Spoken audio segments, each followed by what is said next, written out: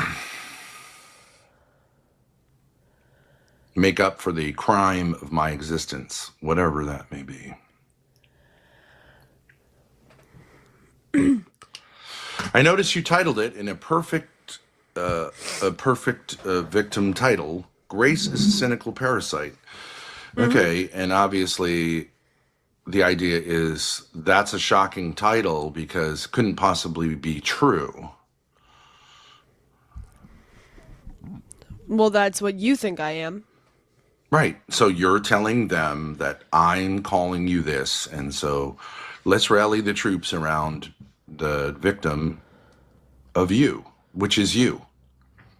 Well, obviously I disagree, because if I agreed, we wouldn't be having a struggle session. Obviously you disagree with what? Obviously I disagree with you saying I'm a cynical parasite. We just had a private conversation in which you agreed that No, you're you a kept cynical saying parasite. No, you kept saying No. I'm not okay, right. So agreeing with you. once again. So our relationship is one in which I am your father, you listen to me, but every time I say something you say no. Okay. And any questions? Does anyone have any questions? Well, you're what the exaggerating. fuck are you talking about? You're a cynical parasite. I'm not saying you're a cynical parasite. You are a cynical parasite. But whatever. 1 + 1 = 2. No, it doesn't. Okay. I think that I am someone who is trying and is making progress. Okay. Who else was someone who was trying to not My be a mother. cynical parasite? Is My she mother. trying now?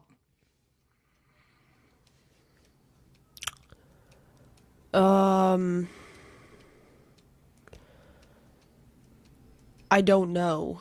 Is she trying Yes. not The answer to be is a yes. cynical parasite? She's trying. Yeah. Yeah. I guess so. Yeah. Okay. Okay. Makes sense. So she's doing what you're doing. You two are embarked on the same project.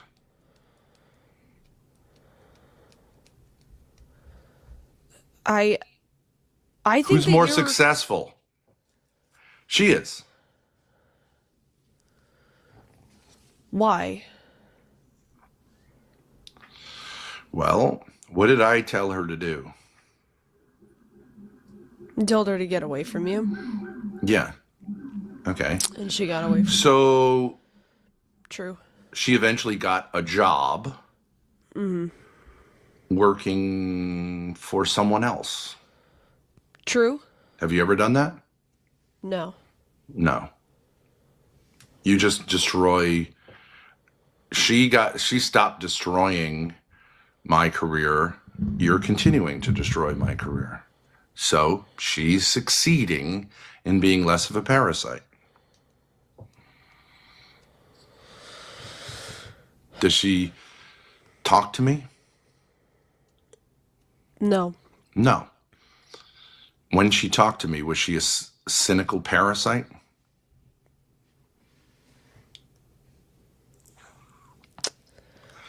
You were there. Was she acting like a cynical parasite? She was acting like someone. Yes who- or no? Yeah. Yes. Okay. Yes. She has stopped talking to me. You continue talking to me. So who's less of a cynical parasite? She is. She's succeeding. You're failing. But anyways, whatever. Whatever. This is all about you. It's your channel. You've taken over. I don't have any career, right? No one's interested in what I want to do. You're not going to facilitate what I want to do. So let's just do what you want to do. What do you want to do? I want to. You don't, and by the way, do you want to stream right now? I didn't want to. No. Okay. Do I want to stream right now? Do Yes. I've you? changed my mind. Yes. It's Okay, feeling because better 5 now that minutes it's ago public. you say, I don't want to do this. You Yeah, said, did I say don't that. want to do this. Now you I want to did. do this? Yeah, I changed my mind. Yeah. Why do you want to do this now? 5 minutes ago. It's always when I ask, like, when, how long has it been? It's always 5 minutes. Because maybe 5 minutes. Starting 5 minutes ago. Right. Okay. So go ahead.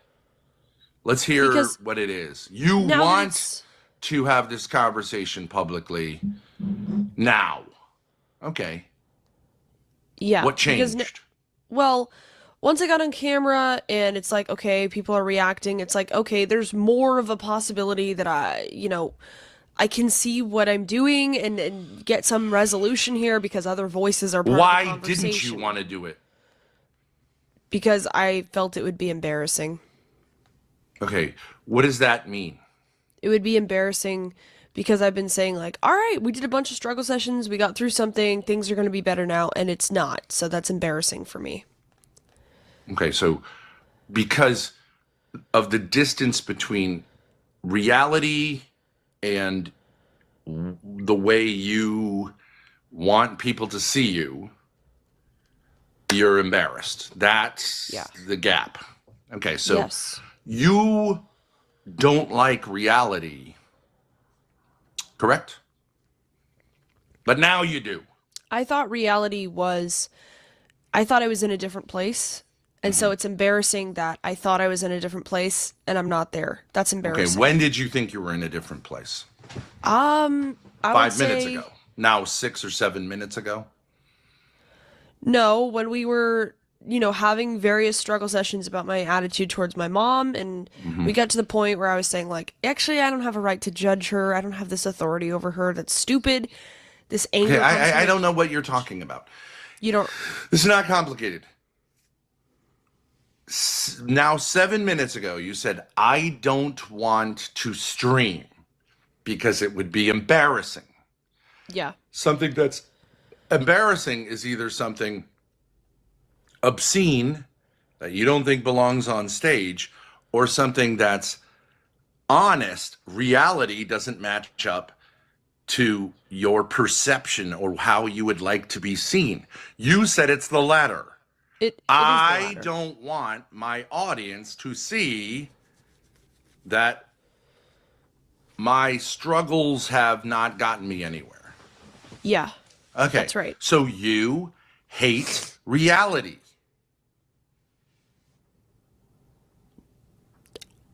Sure. Yeah. I Okay, find it you hate embarrassing. reality. I don't know if I hate it, but I find it embarrassing. Yes.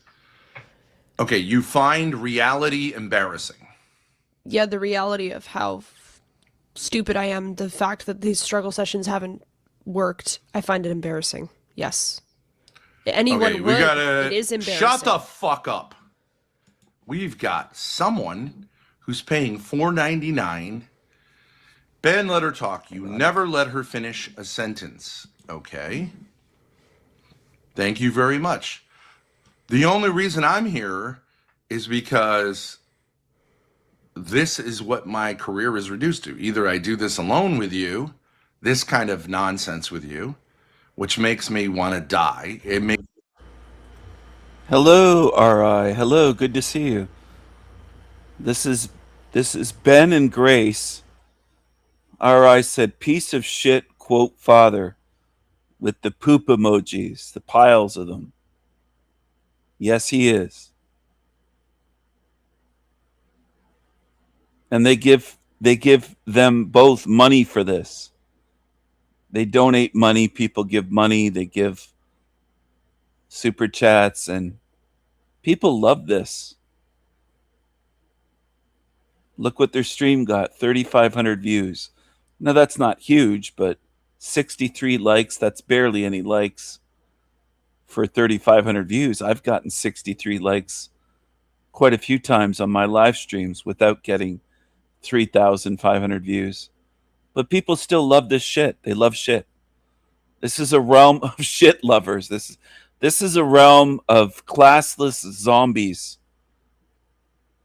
that love degenerate behavior. it's killing me. Or we can make a few bucks doing it this way. Embarrassing is either something obscene that you don't think belongs on stage, or something that's... Look at the way he talks about her. Look at the way she looks at him. It's fascinating in a way that she just takes this. She's over 20 years old. And the way he behaves, he's demonic.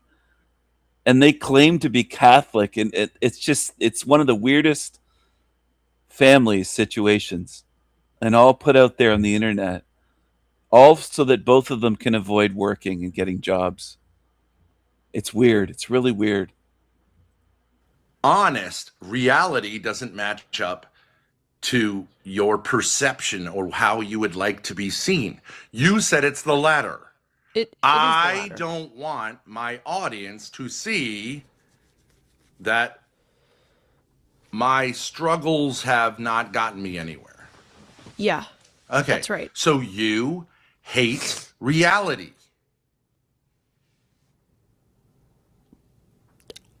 Sure. Yeah. Okay, I find it you hate embarrassing. reality. I don't know if I hate it, but I find it embarrassing. Yes. Okay, you find reality embarrassing. Yeah, the reality of how stupid I am, the fact that these struggle sessions haven't worked, I find it embarrassing. Yes. Anyone Okay, we would. gotta It is embarrassing. shut the fuck up. We've got someone who's paying $4.99. Ben, let her talk. You never let her finish a sentence. Okay. Thank you very much.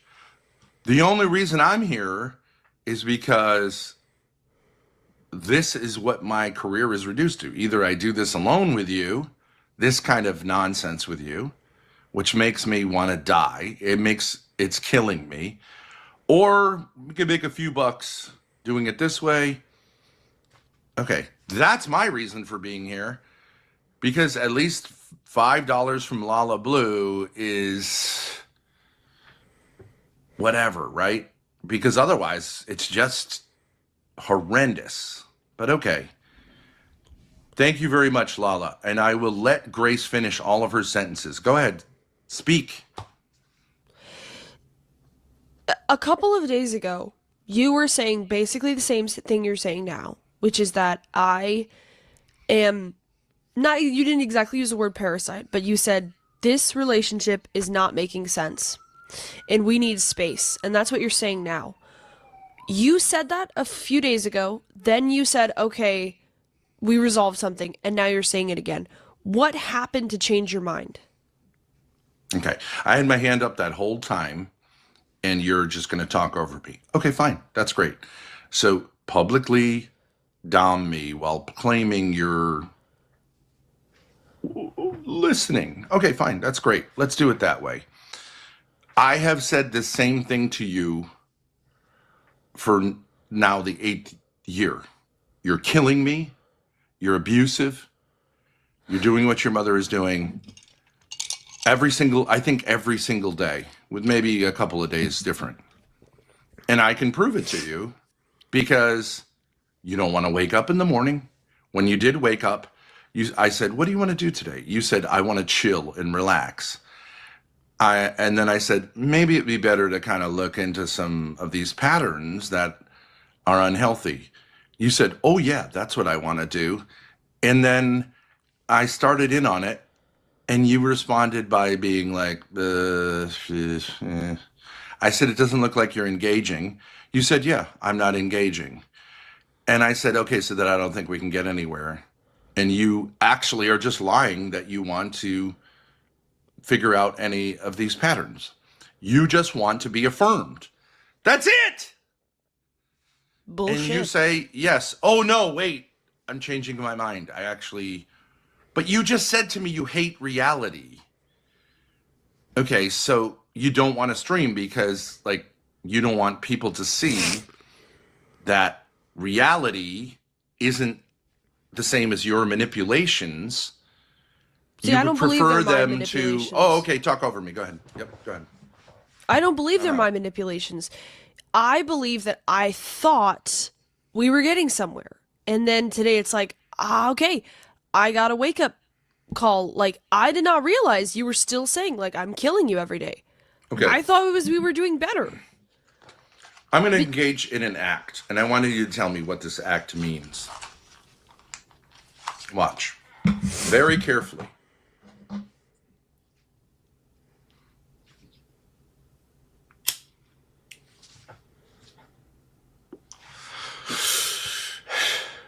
What am I saying? You're saying you want to hurt yourself. Yeah, I'm not. I wasn't a smoker until I was 40 years old. What was going on then? The restaurant. Yes. And what was at the core of the problem with the restaurant? Dysfunctional relationship with my mother. Right. And I, at that point, said, I'm headed to the grave because I can't solve this problem. Then you came along and said, I'll help you with this problem. And every time Daddy lights up, that's an indication to you that this problem is not solved. Now, you have no obligation to help me solve any problems, right? True. You can walk away. That would be, yeah. Okay. But you said, I'm going to help this situation. It'll be mutually beneficial. Yes. Okay. Every time I light up one of these, I'm saying it's not happening. That's true. Okay. So you're going to keep telling me that I am on board and I really see this as, okay, it's, so if you say, well, if I in any way did something that was helpful to you, then what are you complaining about? Okay, well, if I basically want to die, then I really don't, I mean, yeah, sure. But like, there's an essential problem.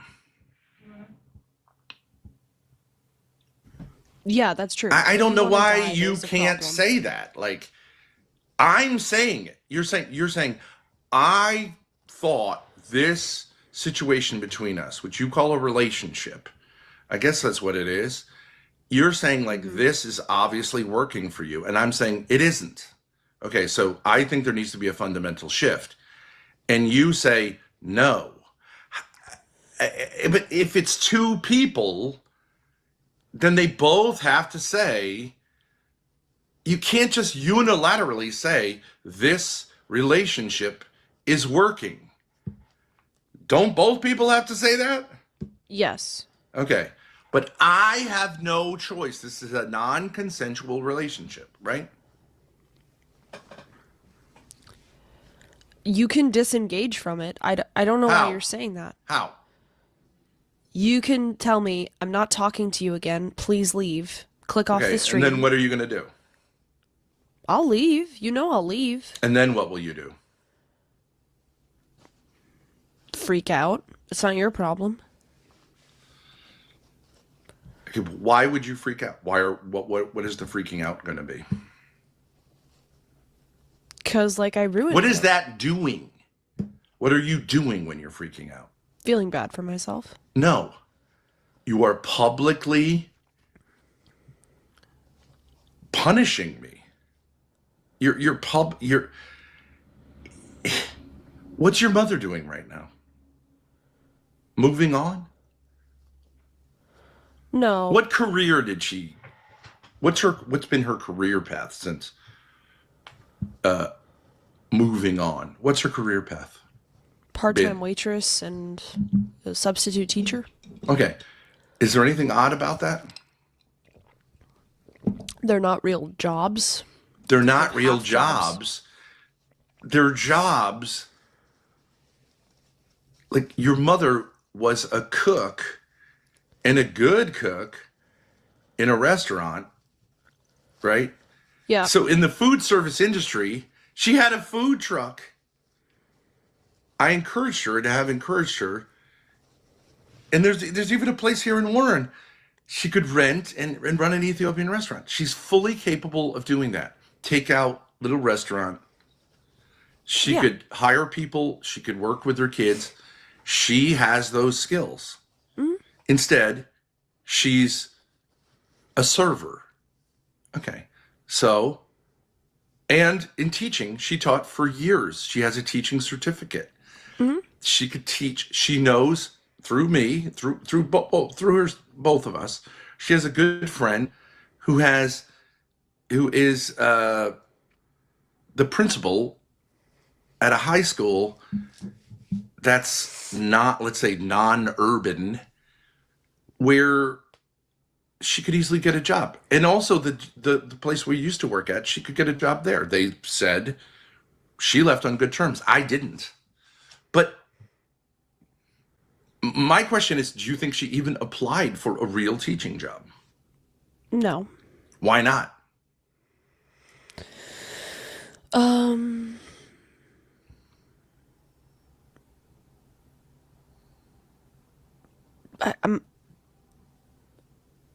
probably, honestly, she felt like you screwed her over or something. So, like, should she have to try to rebuild her career? She'll just get some shitty jobs. You know, probably, you know exactly why. What is she doing?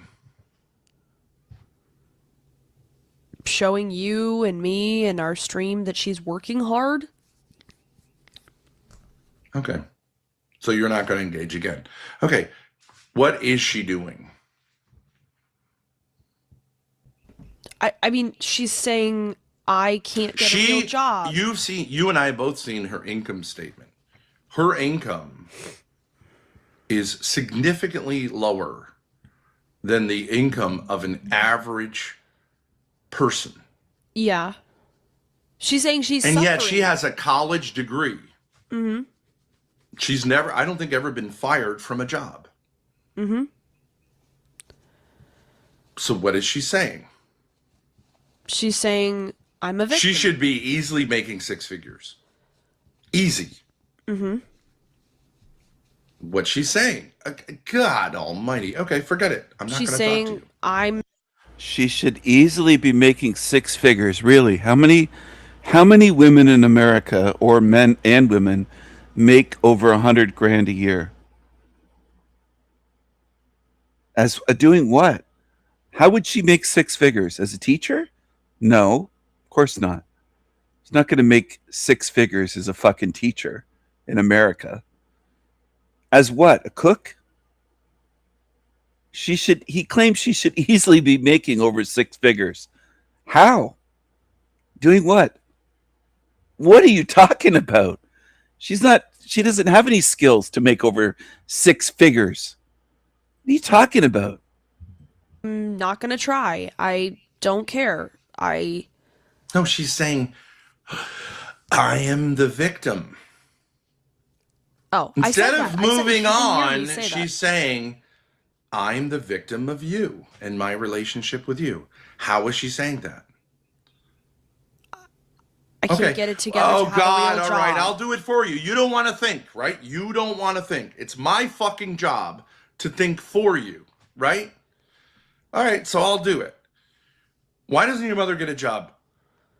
Well, a real job at a school system, like at the school system where we know someone. Okay. The reason is because she says, well, maybe they'll send them clips of me being obscene on the internet.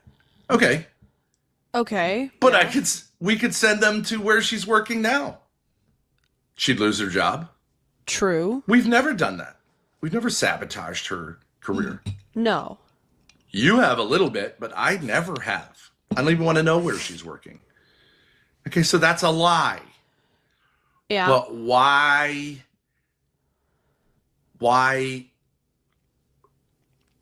engage in an obvious lie? Because she wants to play the victim. She wants to Right. say. You know exactly why. Yeah. Okay.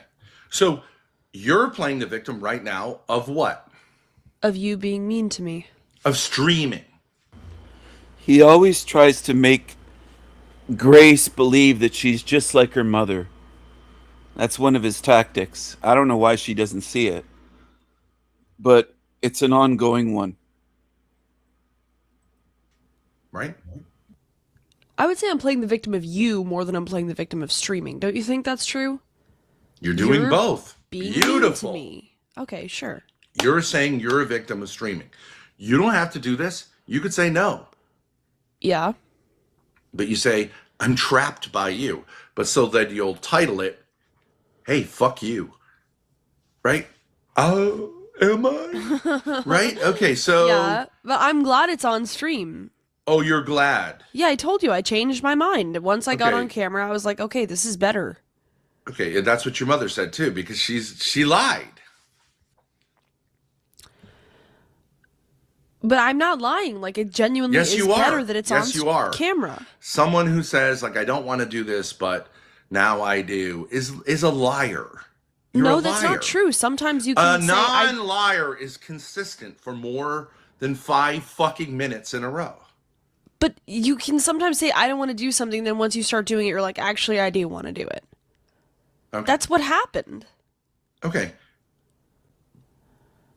Do I want to do this, or do you want to do this? You wanted to do it more than me. You want to do it. Yeah, I would prefer. He's kind of like Jack Talcott, except he's a lot taller. He's a stretched out version of Talcott. Jack Talcott treated his son this way. I can picture him treating his son the way that Ben treats his daughter. Sorry, I paused it with that was weird. Both of their eyes were closed. Something about it. Something about that pause was freaking me out. The still image of them. Anyway, this guy kind of reminds me of Jack. And Jack would abuse his son psychologically. He would play these kind of games, the control games. It's obvious to me. They don't change. Just like these narcissists aren't complete fucking asshole evil narcs on YouTube, but good with their family and good with their children. It doesn't work that way. They're not like that behind closed doors. They're even worse. It's private. If okay, well, You want to do this privately. I say, like, if we're going to do it, let's do it publicly. yeah. I don't want to do it at all. Okay, fine. You don't want to do it at all. Sure, but if we're going to do it, you'd rather do it publicly. Yes. And why do I want to do it publicly? By the way, his wife looks white, and they ran an Ethiopian food. You can't make this up.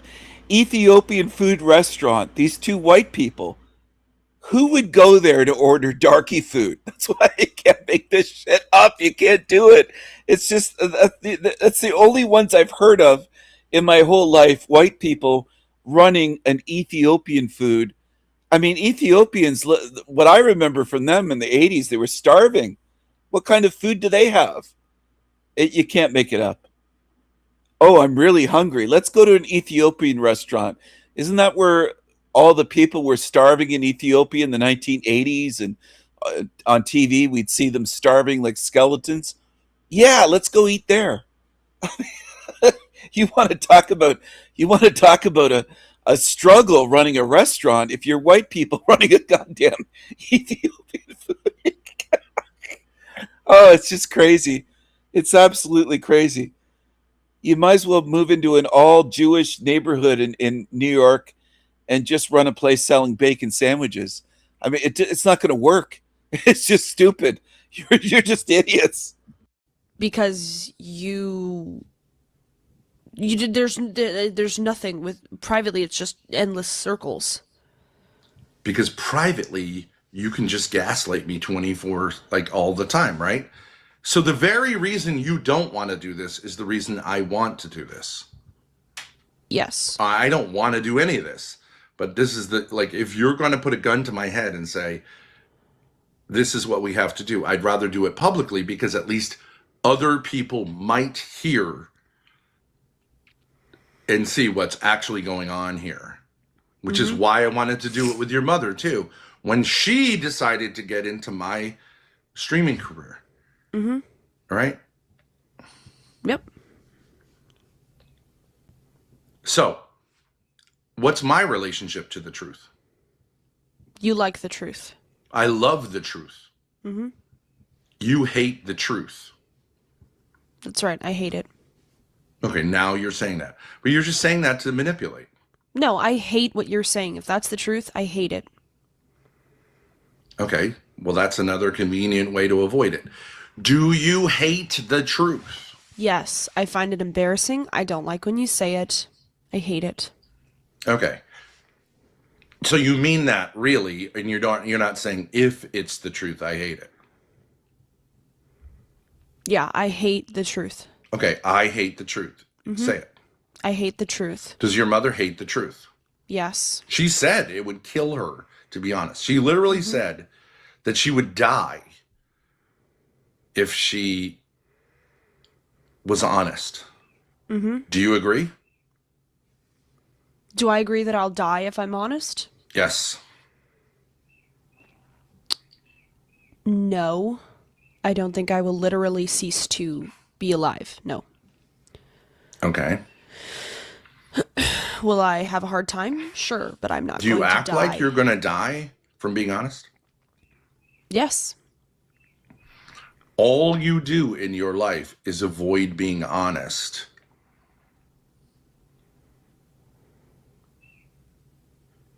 I disagree. Okay. I don't think that's Does your all mother I do. avoid being honest? I think that's an exaggeration. I think both me and my mother were honest at some points, but it was a lot of bullshit. Good. Okay. So you and your mother have a lot in common. Do you agree with that?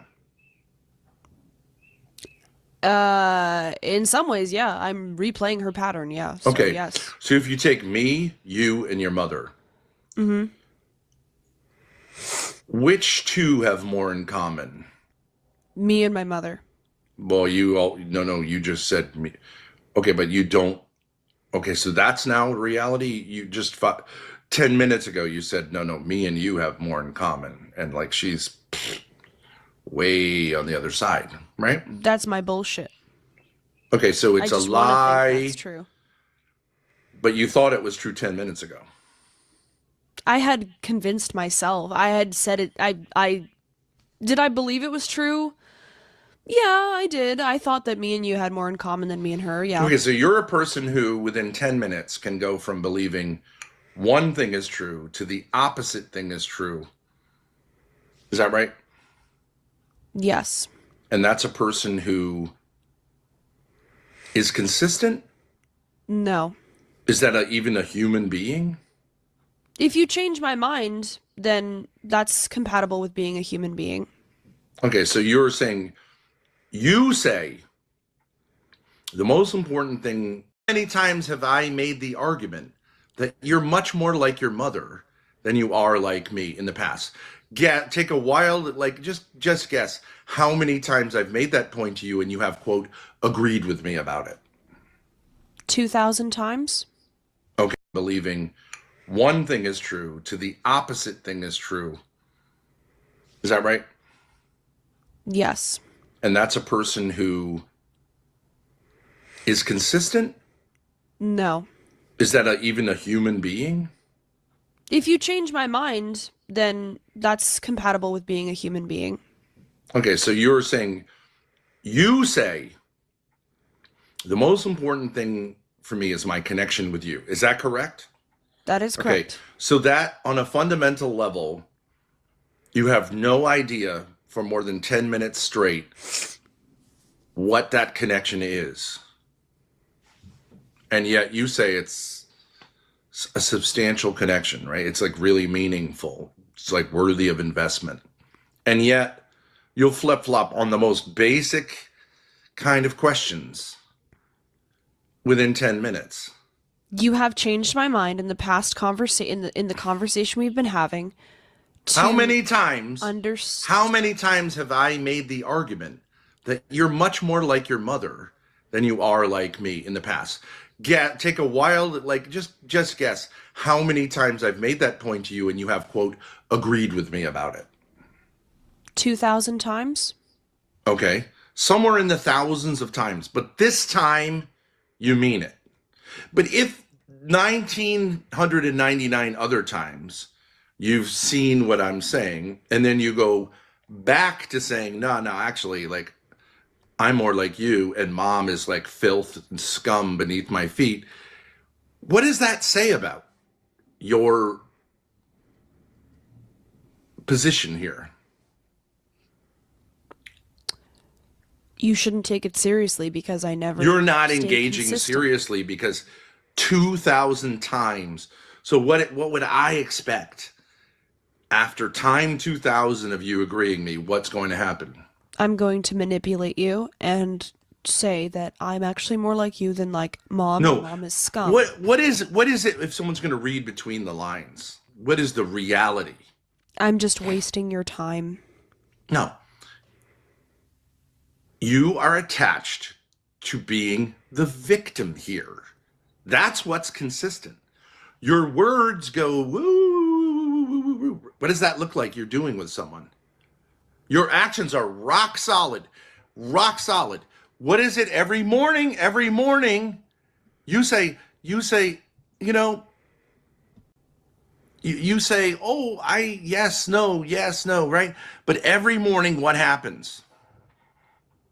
I don't wake up. You don't want to get up. And I have to push you physically, right? And you're like, okay. Mm-hmm. So those have been consistent. What's consistent? The words or the actions? The actions. Because we already said that the words go back and forth, right? Like this. Totally 100% this way, 0, 100, 0, 100, 0, 100, 0, within 10 minutes, right? Mm-hmm. But the actions are rock solid. Which one tells you the truth? The actions. The actions. So what is the truth? The truth is that I see myself as a victim and play the victim consistently. You play the victim, and all of this stuff with words is just manipulation. And you find that embarrassing, which is why you're showing me and the whole world that you're not very happy right now. Why wouldn't you be happy to know the truth?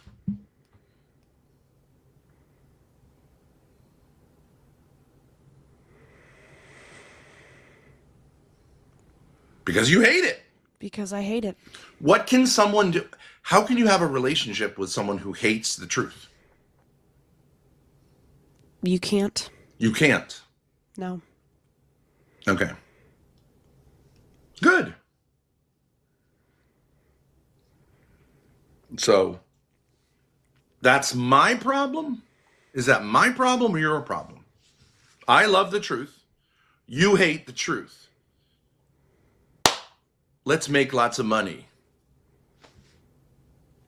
Doesn't happen, right? How does that song actually go? Spiral into poverty. No. Do you know the song I'm referring to? No. No, Okay. I don't. It's Pet Shop Boys. Let's listen to it. We'll do a little karaoke, right? Sure. Which Pet Shop Boys song? I think it's called Let's Make Lots of Money.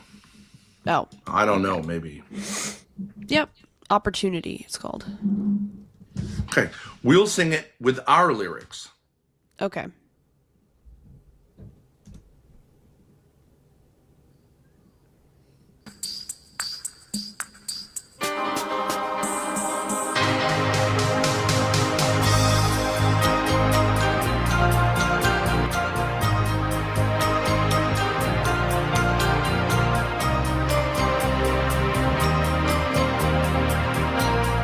Is he going to have them singing?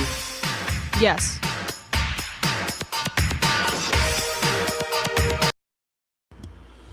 I'm going to skip over the music. They can probably get away with it, but I can't because their video's still up.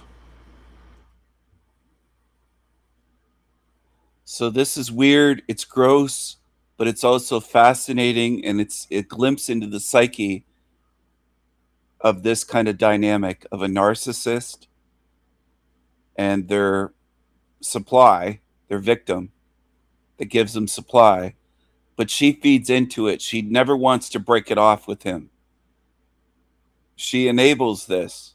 Now, I'm not blaming her. I'm not saying, oh, it's all Grace's fault. Not at all. But there is a participation. There is an involvement. It is a weird relationship. And she is a weak spirit, and she does like degenerate shit. Now, it's obvious what he is. I mean, if you can't tell what Ben Thorpe is, you're on the wrong channel then. You don't belong here. Because this is obvious. It's about as obvious as it gets when it comes to this shit.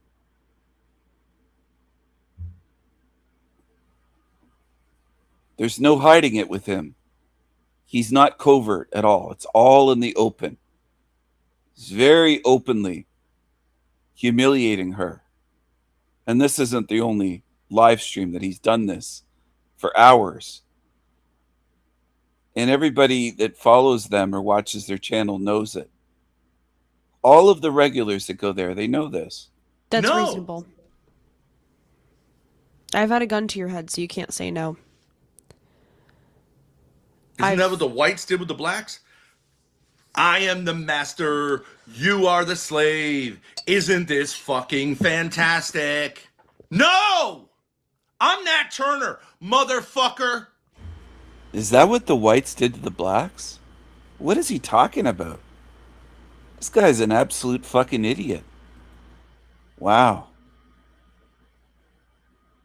He's an abusive narc, but he's also a fucking moron. Imagine him as your teacher. Imagine this piece of shit. Imagine this piece of shit as a school teacher. Can you imagine? And there's no screening out process. They allow this shit to teach children. Children. Fucking hell, man. He should be in a dungeon somewhere. He should never have been in a classroom teaching children. This piece of shit. With me that you hate the truth and I love the truth. You also agree that you're making the proposition that that is the perfect formula for making money. You agree that that's what you're proposing to me. Yeah. Okay. And my response is no. Now what? So this was 4 months ago, wasn't it? Just a second. How many months ago? It was months ago, back in February. Before this, though, she didn't have an apartment. They traveled around in this little van. They called it an RV. It was a mini RV, a very small one, with a bed at the back. And they would sleep in the same bed together. Father and daughter. Father and daughter. It's just, everything about these two, it's all creepy. It's just, none of it is good. None of it is good. It's creepy. It's freaky. It's degenerate. It's weird.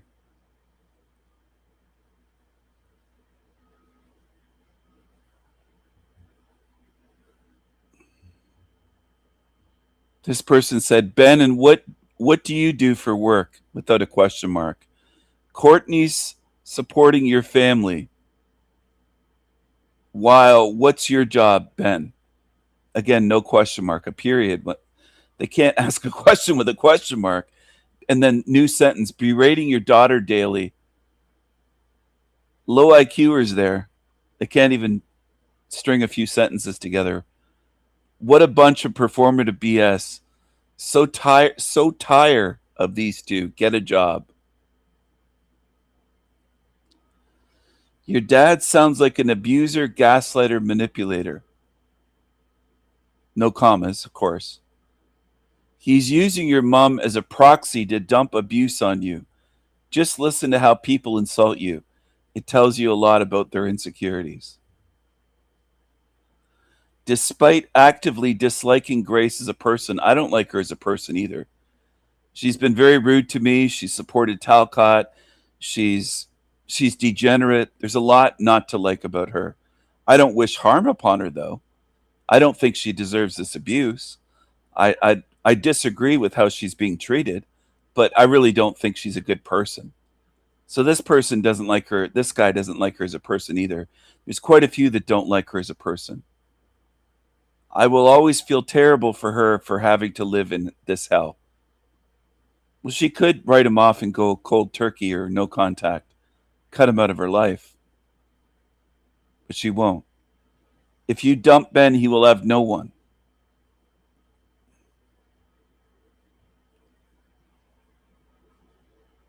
Anyway, people do feel sorry for her.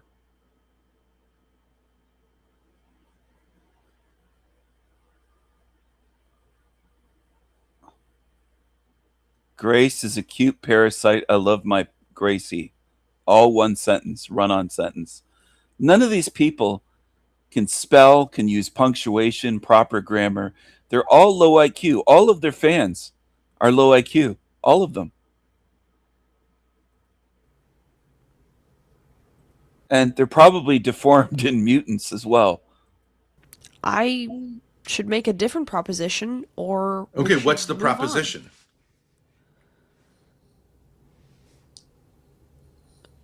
I don't think I can make a proposition until I love the truth. Okay. So you hate the truth. Now we're 8 years into you saying, I hate the. They both hate showering. They've shown that before where they're in hotel rooms on the road and they just don't shower. They're smelly. They look stinky. They talk about not washing their underwear. They're gross. They're gross. They're gross creatures. Truth. You love the truth. Let's make lots of money, nigga. I hate the truth. You love the truth. Let's make lots of money. Dance, nigga. No. What about me saying no? No. That's No. reasonable. I've had a gun to your head, so you can't say no. Isn't that what the whites did with the blacks? I am the master. You are the slave. Isn't this fucking fantastic? No! I'm Nat Turner, motherfucker. You know what Nat Turner did? He killed everybody he could. Yeah. You want me to do that? Yes, you do. That's what you really want. You and your mother want me to go full Nat Turner and slit your fucking throats. I don't want to do that. Yeah, I'm baiting you. into Sitting doing there with a gun to my head for 8 years saying, I hate the truth. You love the truth. Dance, nigga, is infuriating. that. Yeah. Let's read about Nat Turner. Shall we? Okay.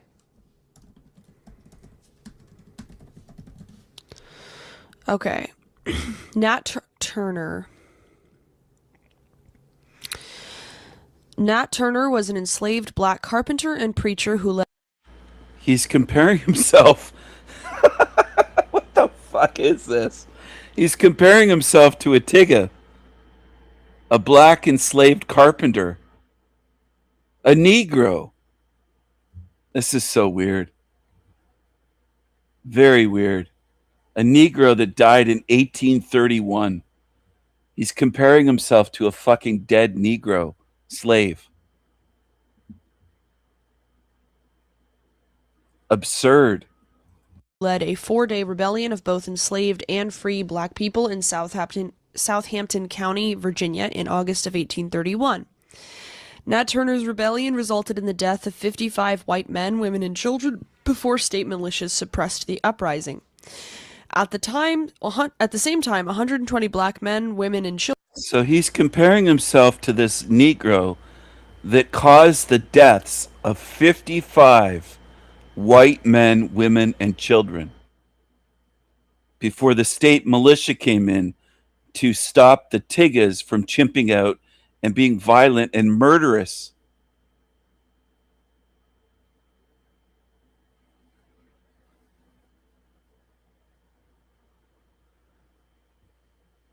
So this is Ben's hero. This murderous fucking Tigga is Ben's hero. He has a slave mindset. What a psycho. This is I've never seen this before, by the way, this one. This is absolutely fucking psychotic. Jesus Christ. It's almost too much to believe that with a straight face, he's comparing himself to a murderous fucking Tigga that caused the death of 55 white people. including children. And he's drawing a direct comparison between himself and that Tigga, that murderous Tigga. You can't make this shit up. You just can't do it. That's reasonable. I've had a gun to your head, so you can't say no. Isn't that what the whites did with the blacks? I am the master, you are the slave. Isn't this fucking fantastic? No! I'm Nat Turner, motherfucker. You know what Nat Turner did? He killed everybody he could. Yeah. You want me to do that? Yes. Imagine, like, this is so absurd. I can only laugh. It's not funny in that way. It's just absolutely bizarre. He's asking his daughter, what the fuck are you talking about? He's asking his daughter if he. I don't even know how to comment on this. He's asking his daughter if she wants him to go Nat Turner and kill everyone. Like, what the fuck are you talking about? This is absolutely absurd. This is mental beyond mental. What the hell? You do. That's what you really want. You and your mother want me to. That's no. reasonable. I've had a gun to your head, so you can't say no. Isn't that what the whites did with the blacks? I am the master, you are the slave. Isn't this fucking fantastic? No! I'm Nat Turner, motherfucker. You know what Nat Turner did? He killed everybody he could. There's also video of him kicking his daughter on video. He was charged. He was put in jail. Just for people that don't know the history. I don't know all of the history, by the way. I've only known about these creatures, I would say, for a year or maybe a year or so, maybe less than a year. But not that long. I haven't known of these creatures. But from what I've seen, he kicked his daughter. He kicked her, and she either called police or somebody called police while they were live streaming, and he got arrested for that. He also kicked, I think it was his son in a vehicle with the driver's side door. His son was at the wheel, and he started kicking at his son. And this guy's like about 6'8", 6'9", something like that. And he's tall, but he's just a fucking wimp. He would never do that to a man like me, or he'd be missing teeth and his jaw'd be broken. He'd be on the ground. I wouldn't take his shit at all. And he picks on people that can't fight back or won't fight back, or one's much smaller, or women, or his daughter. He's just a fucking, like, you just can't make this shit up. He's making very thinly veiled threats to be violent and to end his whole family. And he's doing it live. I can't say anything on my channel, or my videos get taken down. YouTube emails me all the time, and their shit stays up no matter what they do. It doesn't matter what they do. Yeah. You want me to do that? Yes, you do. That's what you really want. You and your mother want me to go full Nat Turner and slit your fucking throats. I don't want to do that. Yeah, I'm baiting you. Sitting there with a gun to my head for 8 years saying, I hate the truth. You love the truth. Dance, nigga, is infuriating. Yeah. Let's read about Nat Turner. Shall we? Okay.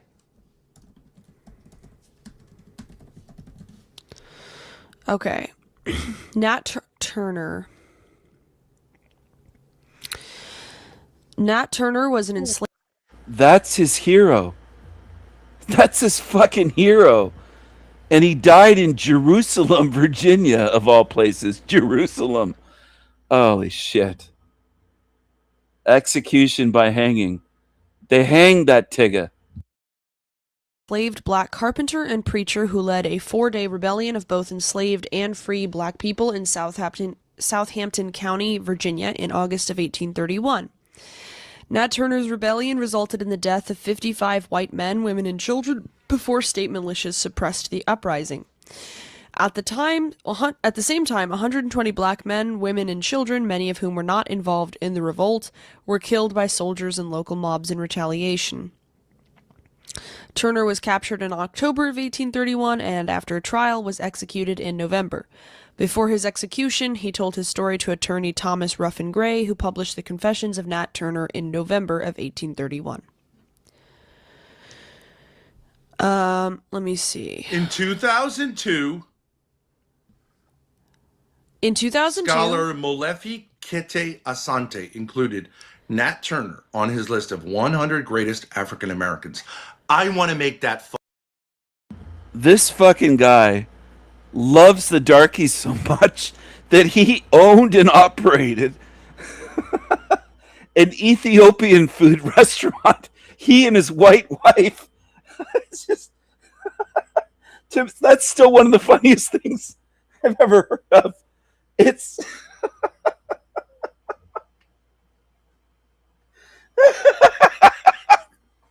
it's one of the dumbest ideas I've ever heard of. White people running an Ethiopian restaurant. No wonder it went out of business. You geniuses can't figure out why it didn't work. Well, I wonder why. I wonder.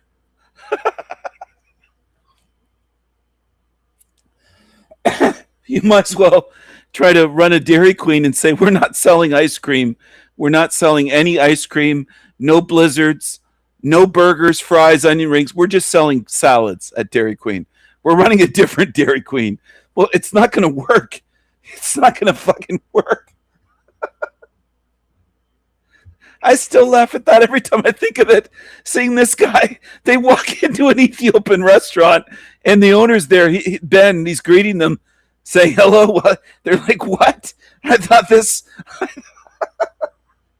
the looks on the black people's faces. fucking list. Okay? And I'm going to go full Nat Turner if you don't fucking stop. You, your mother, and all the rest of these people doing this. And I'm going to be depicted in films, literature, and plays, as well as many scholarly works. Because you are putting me in a situation worse than that of Nat Turner. Okay.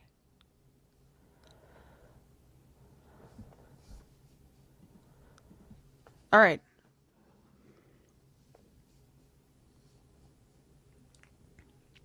Now I'm serious. Now I'm serious. Now I get it. I can't make a proposition to you if I hate the truth. Can't breathe. Okay. I can't breathe. Yeah. I can see can't that. breathe. I can't breathe. I can't breathe. I can't breathe. I can't breathe. I can't breathe. I can't breathe. Yeah. I can't breathe.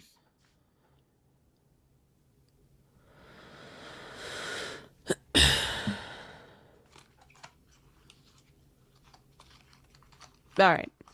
I will give you some real space. That's my proposition. No How are more you of going to do this. that? I'm not going to make a public display of anything. I just will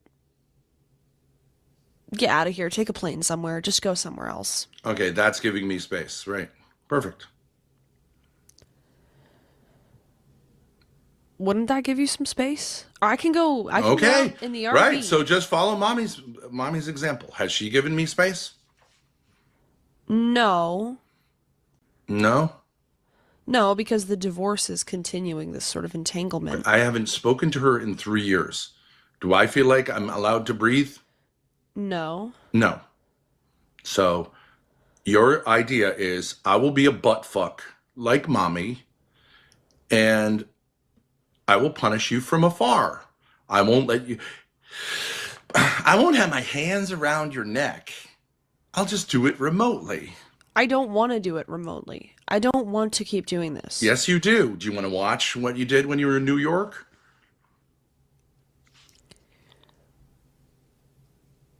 It's a spiritual problem. How are you going to solve it? Physically.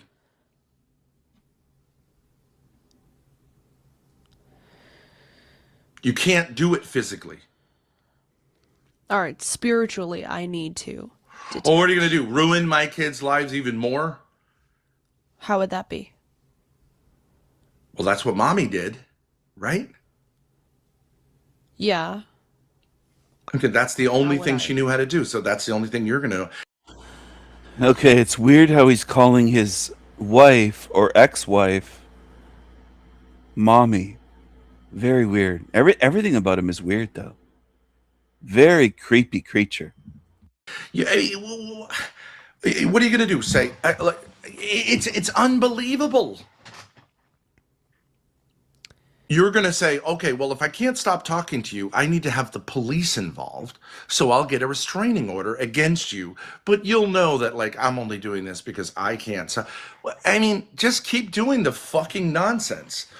1 + 1 = 2. I have a spiritual... You don't need a history lesson, theology, all this stuff. It's all bullshit. Okay? You and your mother and your siblings and my family and all the fucking assholes on the internet all know how to do 1 + 1 = 2. Mm-hmm. But you claim you need me to help you. Why can't you do the math?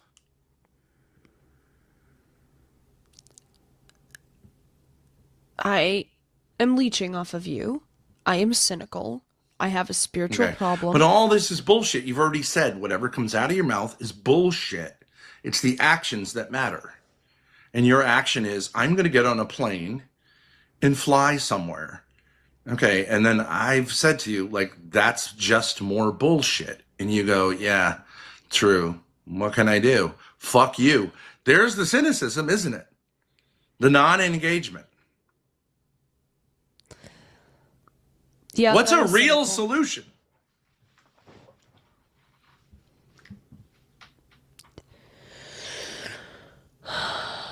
Do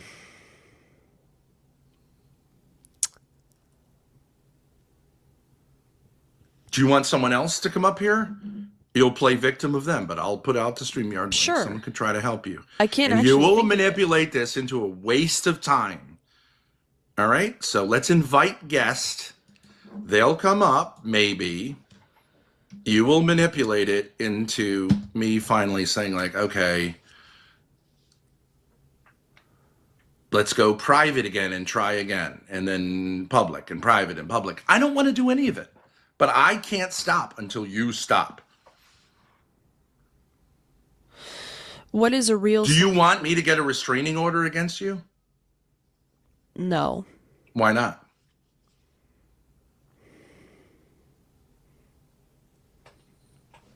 I don't want that shit. But you can't control yourself. I can control myself. I can You block can't. you. You haven't, and you don't. Now you're going to cry? I don't understand. What do you want me to do to help you to stop abusing me? I mean, I if you just feel don't like you have to get a understand. restraining order, that's fine. It's your legal right. You can. Obviously, you know that, but I don't want you to. But what are you crying about? That I literally can't contact you. That would be crazy. Okay, but if That seems all you extreme. do when you contact me is abuse me, then I don't then why don't you understand. want This me is to the just get same on- conversation I had with your mother. Why don't you I want me to said get... I will go to the court and get a restraining order. You can get it against me. Okay, you can get it against me. Would that make you feel better? I don't fucking No, care. I'm not going to. Okay, well, she said she wasn't going to, and then she just did. And she also added my kids to it. Okay, you can't do that, but like, okay, why? Well, maybe you could. It was better that she did that than that she continued doing what you're doing. It was an improvement.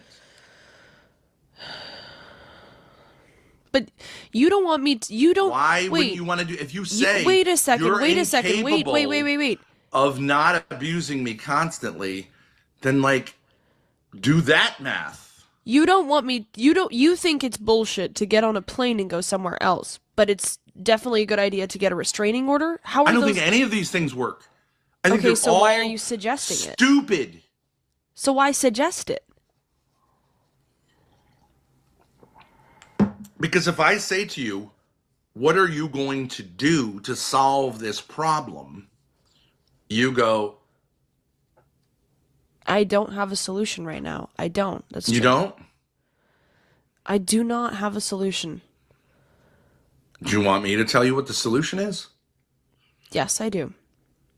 The solution is to not abuse me.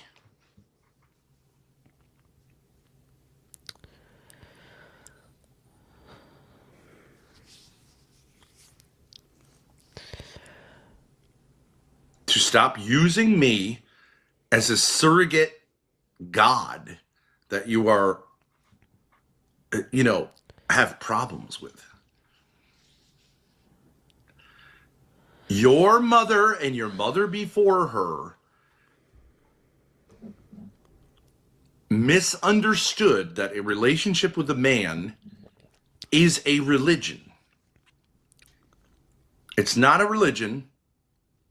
You can have an adult female and adult male can have a mutually supportive relationship.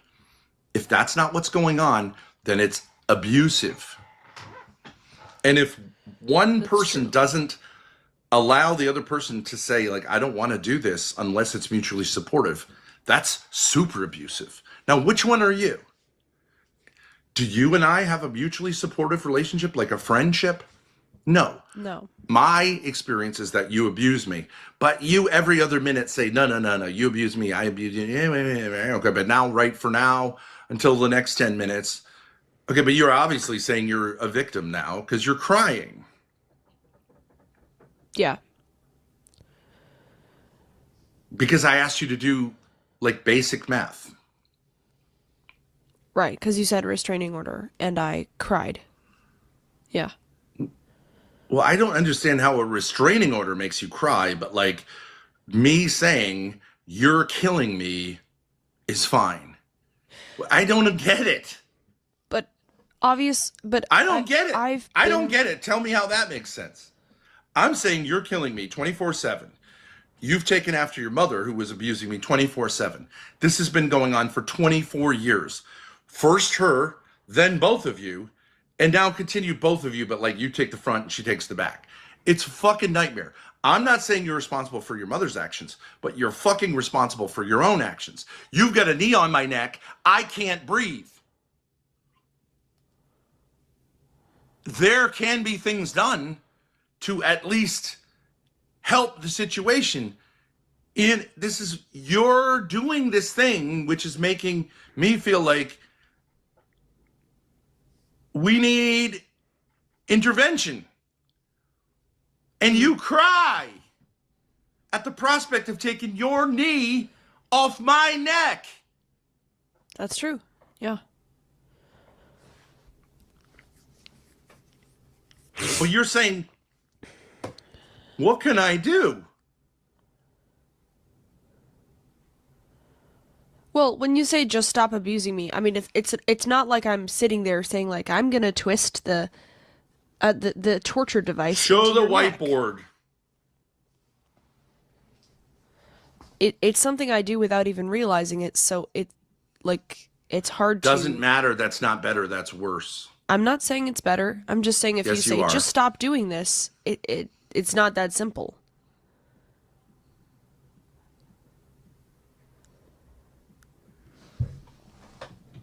And guess who else says that? My mother. Okay. Well, you have a whole bunch of things she could do. Go ahead and name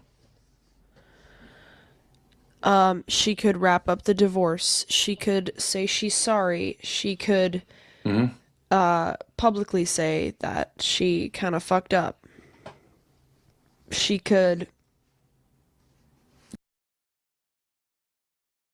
This is so bizarre. Talcott's name is on there. Ruby, OP. Look at Talcott's name is on there. What the fuck? Oh, this is crazy. Get rid of the restraining order. Okay, so she has all kinds of things you could help her to do. Because you understand the math. 1 + 1 = 2, mommy. But 1 + 1, you have no idea what it means in terms of you, right? That's what I'm claiming, yeah. But I can tell you things to do. What would you say that I should do? Not say sorry. I've already done that too many times. Not agree with you, because I don't. But you should start by saying, hating the truth is not okay. Yeah, hating the truth is not okay. Here's another one. I should have a relationship with God, not use my father as a substitute for a relationship with God. I should have a relationship Here's someone, with God. maybe they can help. Is this Sunny a real Waffles. person? Okay. Do you want to talk to Just Grace or both of us? Uh-oh. Hello? Sound. We hear don't you. have sound? We hear you. We can hear you. Hello? Test. Hello? I can't hear you. We can hear you. Rejoin. Try rejoining. Hello? There you go. I got it. You can hear us? Howdy. I just want. Hey, wait, hold up before you start. Oh, Yeah, I can hear you. if you want to talk with Grace one-on-one, Can you hear me? that's fine. Yes. You're lagging. You're a big chatter. I really appreciate you coming up. Do you want to talk with Grace one-on-one or to both of us? Totally fine either way. Doesn't really matter, I guess. I really just wanted to say hi and state my opinion. So I guess both of you is fine. Okay. Okay. Go ahead. Well, let me just dip. um, Let me just dip because I prefer sometimes. All right, what's your opinion? It's just there's a lot of people saying it's fake, and I'll defend it. I don't think it's fake. I think y'all been doing this for It's 3 not. years because you both No, because you both seven love years. it. You love the loop. Look, exactly, whatever the time it is, over a year. The truth is you both love the loop. I don't think my dad loves the I loop. think it- 'Cause- no, let me tell I you think something. he does, I don't because it plays into okay, their that's religion. fine. You can say he does, but like he got to this point with my mom too, and the loop was ended at a certain point. So I mean, whatever. But that's your opinion. You can And- have your opinion. But then one of you two started it back up, and you're still there together. So you want to be in the I love the situation you're loop. It gives me attention. Can I love it. Can I? Okay, well, I mean, you're just being pious. You're obviously just lying to manipulate yet another person. Okay, so let me just say, you're saying what's going. Okay, well, whatever. You're saying what's going on here is a what do you call that? Codependency. Two people doing something which is like unhealthy, but both people want it to keep it going.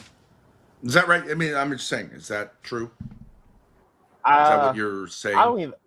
I don't know. I think most people would label it codependent. I don't think I would label it codependent just because I don't know. I don't care that much. I don't know if it's unhealthy for both of you two because it's still going. But to say whether you care I just about think it, you both like it.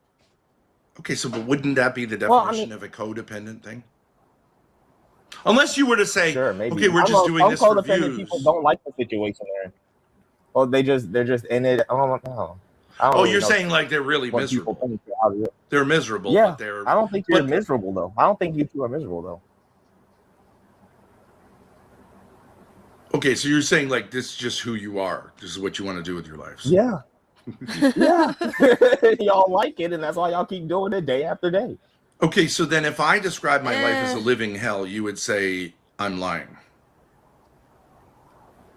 Yeah, I'll say Ben's being a locale, and he's trying to manipulate people. Half part of it's the chat, part of it's Grace. Okay. And you know, well, can I he give you likes some the attention Ben gets? Ben likes the attention he gets too. Okay, I would say that's not like, yeah, that's not altogether wrong. But can I tell you something, like, if you believe this or not? Okay, I haven't really been outside of the apartment for more than a few minutes in months. I used to have a career that I went and taught. I, at the same time, had a real estate career. I had 10 properties that I rehabbed. Okay, like, it's not, I don't know if you say, like, this is what I want to do with my life. I don't, I mean, how do you explain that? I had a lot of ambition. I explain that as, like, the world is really tough, and there's not a lot of benefit for being a man in this world. And, like, even when you do good, you still get punished. I've done not a lot of the same things. I'm way younger than you, but, like, yeah, I've taught in the public schools, and I've had professional jobs, and I just get felted. Like, I do the best thing, and I made, like, kids' lives visibly better, but I still got felted in the end. And so, like, I have to move on and do other jobs, and it's like, good. And let me just say, I know this might seem racial, but like you. But like, as a young black man to be a teacher, right? It's like, well, you know, I don't mean that racially. I don't mean it racially. But I'm saying, like, I really do. I don't even use the word in my daily life, though, or whatever. Yeah, I don't either, but I use it on the internet sometimes. But anyways, I think we all know. Well, do you think that, like, when Bob Dylan or John Lennon used that word to say, like, someone who is not respected, do you think that they were racist? Woman is the N-word of the world. Okay, so they're trying to make a point. Okay, so I mean, he was trying to make the point that I treat him like an N-word. Yeah. Anyways, I'm saying I'm fucking Nat Turner, and I'm leading a rebellion of at least myself against white people who enslaved me, and they do it a lot of times. Women do that, but anyways. I just wanted to say I'm happy to affirm, like, as a young black man, you being in a classroom is a generous thing, especially if you're teaching other, you know, I don't even think it matters white or black who you're teaching, because we just don't see a lot of that. A lot of times young black men get turned off because it's emasculating to be a teacher. It's tough to stay in the classroom, right? So anyways, I just would say, okay, so you experience, so how are you not on my side here? Saying, like, yeah, like, I agree. The reason I wasn't able to stay as a teacher is because it's emasculating. I got felted, right? You get humiliated for being a man. And these punk ass, bitch ass kids will manipulate the administration against you to make you look like the bad guy. Right. So, I mean, why don't you join my rebellion? And us black men can fuck these white bitches over. Why don't you join me in telling this bitch to get her fucking, like, Derica Chauvin over here to get her fucking knee off my fucking neck? It's not codependent. George Floyd did not want to be there. Because you're not right. You're just not 100% right. It's, well, at the end of the day, you still have to choose the situation. You have to choose the situation that you're in because you're the man. And how do I choose? I chose the situation. I'm kind of in the same situation you're in, but I don't have a bitch just hanging around me telling me what I have to do or what she wants me to do or like how I'm supposed to act. You've got 99 problems, but a bitch ain't one of them. Is that correct? You've got 99 problems, but a bitch ain't one of them. Okay, so I got 99 problems, and two bitches are two of them, at least. Okay, and I would say 7 bitches, including all my kids. I got 99,000 problems, and 7 bitch-ass people are 7 of them. Okay, so I agree. But how do I get to where I can say I got 99 problems and at least this bitch ain't one of them? How can I get to that situation? The Bible says the parents are supposed to give their daughters away, not live with them forever. So like you're just doing it wrong. All right, so you're supposed to find Grace a husband, and then you shove her away and have her do her own and thing I've somewhere always else. said I want biracial kids. Are you going to make the case right now? You ain't got a bitch. Dick, are you alive? I got a Hello? bitch. I got 99 problems. Wow, he's always said he wants biracial kids. He wants a Tigga to make Grace pregnant. This is just so bizarre. Problems and a bitch is one of them. How about you get 99 problems and a bitch is one of your solutions? Why Let's make can't it I happen. just? Why can't Dad? Why? Bitch is one of them. How about you get 99 problems and a bitch is one of your solutions? Why Let's make can't it I happen. just? Why can't? How can I get to that situation? The Bible says the parents are supposed to give their daughters away, not live with them forever. So like you're just doing it wrong. All right, so you're supposed to find Grace a husband, and then you shove her away and have her do her own and thing I've somewhere always else. said I want biracial kids. Are you going to make the case right now? You ain't got a bitch. Dick, are you alive? I got a Hello? bitch. I got 99 problems and a bitch is one of them. How about you get 99 problems and a bitch is one of your solutions? Why Let's make can't it I happen. just? Why can't Dad? Why? Maybe if you seem like a stop great saying. young man. Wait, maybe if you stopped saying everything has to be perfect, you could reduce Where your are you cortisol located? levels. Sonny, where are Why you can't I located? just be a cynical parasite? We make some money. I make you food. I want to know where Sonny roll is you located. cigarettes, You're in Dallas? whatever. You don't have to say.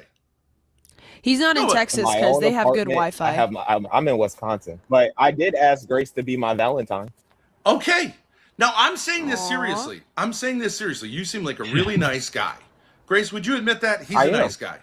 I think I'm perfect. He does but seem whatever. nice. He's a nice guy. He's a young black man who became a teacher because he listened to all the MLK bullshit, right? And then he realized That's not why. he got red pilled. I ain't no Joe Brown. You ever watch that movie? Do you watch these movies that white No, people make? for but black I was people red pilled before I to became make a them teacher. think That's probably why I that got fired. reality is like another thing. You got red pilled. You're on the Malcolm X trip, right? You're saying that bullshit. I don't buy it, right? You're a real one. Yeah, Am I right? that's true. Okay, but you used to buy the whole like. I am aware. Yes. Okay, you're aware. You're awake. Okay, and No. you realize you are not going to really change the black community by being a young man who gets his ass handed to him every fucking day, right? It doesn't work. The problems are too deep, and I'm not sitting bending over for some little asshole kid and getting fucked over by the system. Right. I agree. You're a real one. Now, I would like to make my problem your problem and see if you can solve it. Because you're saying I got 99 problems and a bitch is not going to be one of them. I'm fucked because this bitch is crazy. Now, Grace. Agreed. 100%. Welcome, Dick. Yeah, but then don't you distance at whatever level is necessary to keep your sanity. I mean, isn't that what boundaries are all about? Well, okay, so for example, like I could use this as a perfect example. Grace's mother got a restraining order against me, and she fucked me over by getting one, including the kids. But I told her to get one just for me. Okay, but I gotta show up now for the 32nd month of this endless divorce where I'm supposed to bring a bunch of gold coins that I don't have to court. She won't take the coins that I do have, right? And it's never gonna fucking end. How do I get out of a divorce that she doesn't want to end because she thinks we're married? I mean, what the fuck? Can I at least have one problem, not two? Can you take this bitch? Do you agree, Dick, that Grace should go fly out to Sunny Waffles and it'll be what it'll be? So I say I should take a plane somewhere. You say, no, that's not fixing the problem. Then you say, okay, actually take a plane to this guy. No, because now you've got a guy saying, I can handle you. I can show you a better path. I didn't say This soy boy Tigges sounds like he's Namas gay. This soy boy Tigges sounds like he's gay. He does. all that. Well, you said He Valentine. didn't really I say can take that. an attempt. No, I said she needs to find a husband for sure. If you want this to like be better, that's Right here, what's buddy. supposed to happen. This is the answer. And what's in here? Love is the answer. Chocolate. Oh, there is chocolate. I don't like chocolate. Chocolate. I don't eat chocolate. Okay. I don't eat So chocolate. maybe her answer is some chocolate. You get what It I'm could saying? Yeah. It could be. Now I'm always you're willing saying I'll I'd try like to be your anything once. Valentine. I find it to be a living hell to have this situation. So maybe it's time for Grace to take a bite of some chocolate. But Dad, see this if- is actually a loop. You say this every time. She took a bite. We and she get left it in someone here. on panel, I fucking and then you hate say I that. should fly to them, and then I don't make the plan, and then we're good for a day, and then this happens again. This is legit what I'm a saying loop. is Sonny Waffles is not Sonny Waffles is not Jeremy. He's not saying like I'm gonna put a ring on your finger, I'm bitch. normal. Like he's normal. He human seems being. fine, yeah. Right. Okay. So he might say, But anyone you who see watches those, this is you a see lot that like hammer that. back there? I got some laundry I need doing. Are you gonna help me I out don't and do that? You know, crimes. I don't do crime, so she don't like me. No, I look. I don't. Right, Nobody we exactly. know No, really does because you're not a crime. simp. You're a real one, right? You're gonna say, "Bitch, I don't know," right? So I think that's fine, and you could stream it or whatever. It's probably even healthy. It's probably I even think it would be That's why healthy. she won't go for Okay, it. I okay. don't So really Grace, care. you say I don't know what I could possibly do. I don't think you're going to be in any danger from Sonny Waffles. Now you could send me text saying like, "Oh, he seems to be this or that." Like, I think he's a creep. I think he's got a gun. I think he's going to do. I doubt it. I doubt it. But if he does, you know, so be it. You know what I mean? If he's really just like a serial killer, I just don't think so. I'm willing to take the risk. What's the setup here? Sonny Waffles is gonna make me a new woman. He is. I think it would be a better situation than the one you're in. Does he have a job? Like, what are we saying? Here? I'm just gonna move in? Is he a provider? No, I'm just saying. Am I? Are you Yeah, I have bored? my own What is the apartment, I have setup my here? own You. I'm just gonna move I have in. a I'm not. job. No, I'm not saying. I'm just saying. Like, don't you have other have things to my own do? Like, car. what is Yes. even? Are you even offering this, or is my dad just assuming? Well, what I'm saying is, he's just assuming. What if? What if? I'm just saying, what's stopping Yeah. you? You're She killing won't me. even entertain it though. It's because I already told you, Ben. She won't even entertain it though. It's because I'm normal. The main It's thing because you I don't want do though is drug- distance, I don't right? do I mean, that's what crime. I'm hearing. I don't go to You jail. want space I don't go from to the jail. chaos and you want your peace back. Okay. So if- and how do you get that? That's though? what my dad She's wants, not yeah. supposed to be living with him. Would That's you my be point, emotionally because distraught if over Grace 18 wasn't in your day-to-day life? Like if all No, of a I'm sudden, listening. We're listening, Sonny. We hear you. Well, good, Dick. That's a really good question. You're with lagging a little Sonny bit, and then- so the talking Yeah, is yeah, tough. yeah, yeah. No, this is I may good. be too. I I gotta really read appreciate from both here. of you guys. You guys are both, I think, like non-crazies, right? You seem both legit. Okay, so now, if the question is this a codependent thing? Like you both are into it. Okay. yeah. But if I'm would you be saying, emotionally distraught if Grace was not in your day-to-day, or if I- starting I know tomorrow this she sounds was with Sonny and I you know could this. communicate I with know him? this sounds like a joke, but the best time I've had in the last 24 years of my life was being in prison. Oh, because it was the Yes, only 'cause you need time structure and discipline. I had structure. I had guys that were great, and I was protected by the walls of that prison from Grace and her mother. They couldn't contact me. I had a great time. Now, I think I can do better than prison because it was also horrible in there. It was scary. I'm not really a prison guy. But I like, hope so. But you can't create that for yourself if that's what you really want. So it's kind of like a sickness. meals So a it day, is great sex. codependency. Yeah, well, is Dick, codependent. he's a little bit of a bullshit. He's a little bit of a bullshit artist because when I've left, okay, he fucking guilt trips and says the last time I left for a long time, he had reheated tortilla chips. That's it, and radishes all day long. That's all he ate. I lost weight. I got better Because shape. I bought a bunch of frozen meals that he could put in the microwave, and he said, "There's no food here. You left me by myself with no food." There is no food here. You can't. There eat were frozen meals. meals That'll in the kill him. freezer. That will kill him. I got Frozen meals food. are unhealthy. I'm okay. He doesn't need soy. Oh, He okay. needs- No, Grace, I'll lose weight, and nobody is rolling my cigarettes, and I don't know how to make the coffee. He'll fucking guilt trip me, and I'll feel bad. But wait a second. What I don't understand is why would that are affect you arguing against me? Like, I just don't get it. Why are you saying? All right, play it out. Let's say you get on a plane. I'm sure you could get people to fund you. You go up to I Wisconsin. could get on a plane. Okay. Sure. If Sonny Waffles is open to that, okay, which he may be, but like he's not saying like, okay, I'm immediately good. I need to have. He's not saying I need to have sex with you when you land, right? Oh, he's gone. He's not really offering any of this, but let's just say No, theoretically he said was. he Okay. wanted to be your Valentine's. That's true. Okay, yeah, Okay, he seems and like a he reasonable said, guy. live I in got no Wisconsin, problem. And Yeah. I've got a job, and I don't have a bitch, and whatever, right? Okay, so Yep. it may be that he would be open to it. I'm just whether he would or wouldn't, but I'm saying, okay, let's actually think about this. Okay, so I get on the plane. Okay. Then, okay, I am feeling kind of jumbled up, but like, whatever, I'll get through it. Then the next day, you call into the show and you say, I don't know how to make coffee. And I'm like, okay. You fucking liar. I used to have, when we had the mansion, I had a whole setup. Remember, I called it the upstairs beverage Hot center. beverage I had center, tea, the I had UHBC. coffee, I got good stuff. Yeah, right.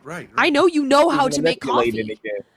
She's But remember the manipulating last again. time when I took Bluebell and I drove to the hotel, I forget where I was going. You called in, you were like, I don't know what's going on here. I don't know how to make the coffee. Why can't Okay, you every fucking make time me a cup you of have coffee? left and I've said, hey, go get some space, what do? You said, first you went to Darius. You said he's trying to rape me. Then you went to Jeremy and you said he's trying to rape me. Then you went to Ava and you said she's trying to rape me. You're Okay, so I said, exaggerating "Come all on of back. that. You're That's enough exaggerating rape." all of that.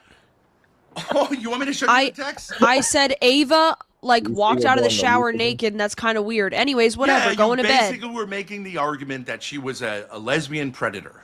I didn't say that. I just said what happened, but and I'm not saying she wasn't. but I regret telling you the details. Yeah, of course I'm going to tell you, like, hey, I'm with this girl and she just walked out of the bathroom naked. I wasn't expecting that. But you're like, fuck you, princess. Well, fuck you. I won't fucking tell you the details then. Good. Don't. Fine. Fine. Fine. need I to won't make tell you. I won't tell you. premium I won't event. tell you funny details about my trip. No, because you're gonna say, "Oh, she wants me to fucking Something to do with rescue your her." husband. Fuck you. That's something you do with your husband. What I hear, Ben needs to have more. We're of a two focus content on creators. We're passions. I can't. I can't tell him the details of my fucking trip. Sorry. Not go if he ahead. doesn't want to Maybe you hear him. shouldn't. No. Maybe you shouldn't. Your Not if he doesn't wanna identity is hear 'em, tied no. too much to the women in your life, and you need to have more life purpose and passion. Maybe you need to take up woodworking or something like that. Something that really occupies your time. Start working on. You know, your I did vehicles. take up woodworking. I have a whole woodworking project that was stuck, and guess why? Because Grace's mother wouldn't let me do it. Like she put the Yeah, you kibosh on gotta it. I had a not whole allow fucking a shop. woman to take you off your game. You know, to take you off point. Yes. You got to have Now, that I'll admit, Dick- steadfast discipline to what it is that drives you. I'll admit, Dick and Sonny, I'll admit, I used to, way back, say, like, I need a woman to, That's what I say. affirm me, whatever, right? Because my mother rejected me. Validate So you, I was looking yeah. for validation from women. I got over that when the restaurant failed. And I was like, I have failed as a man. Maybe I should kill myself. And Grace's mother said, yeah, maybe you should. Okay, that was it. I was like, all right, That's what I You're get good. for. You ain't getting it from a woman, so you're That's gonna what have I to got find for it somewhere else. 17 years of investing. Like, all I got is like, yeah, maybe you should consider killing yourself. Well, so then I go, all right, it's just me and God left. I got to rely That's pretty on my brutal. heavenly Father. That is pretty brutal. And I'm not killing myself, right? So, like, fuck Yeah. her, All right, fuck that's all even of more them, base. fuck the people I owe money to, fuck them all, right? No, Yeah. God doesn't want me to die. She does, but like, she ain't my friend. And the reason that she hated me is because she's got daddy issues. She's got nothing to do with me. Okay, so I got there. I figured that out. But you could say I got myself into a pattern that I can't get out of. But I'm saying, why can't I? Why don't you want me to get out of the pattern, Grace? I'm saying it's not 'Cause I codependent. don't It's one-sidedly. you. It's codependent. Yeah, but I don't believe you. Take her out the house. If I Take her out leave, the house, you are you going. really want her out. If I go somewhere for a week, Yeah. your attitude is going to be, Grace, what the fuck? You didn't leave me with any food. You didn't set me up here. What the fuck is wrong with Okay, you? so This then- is just another way to abuse me.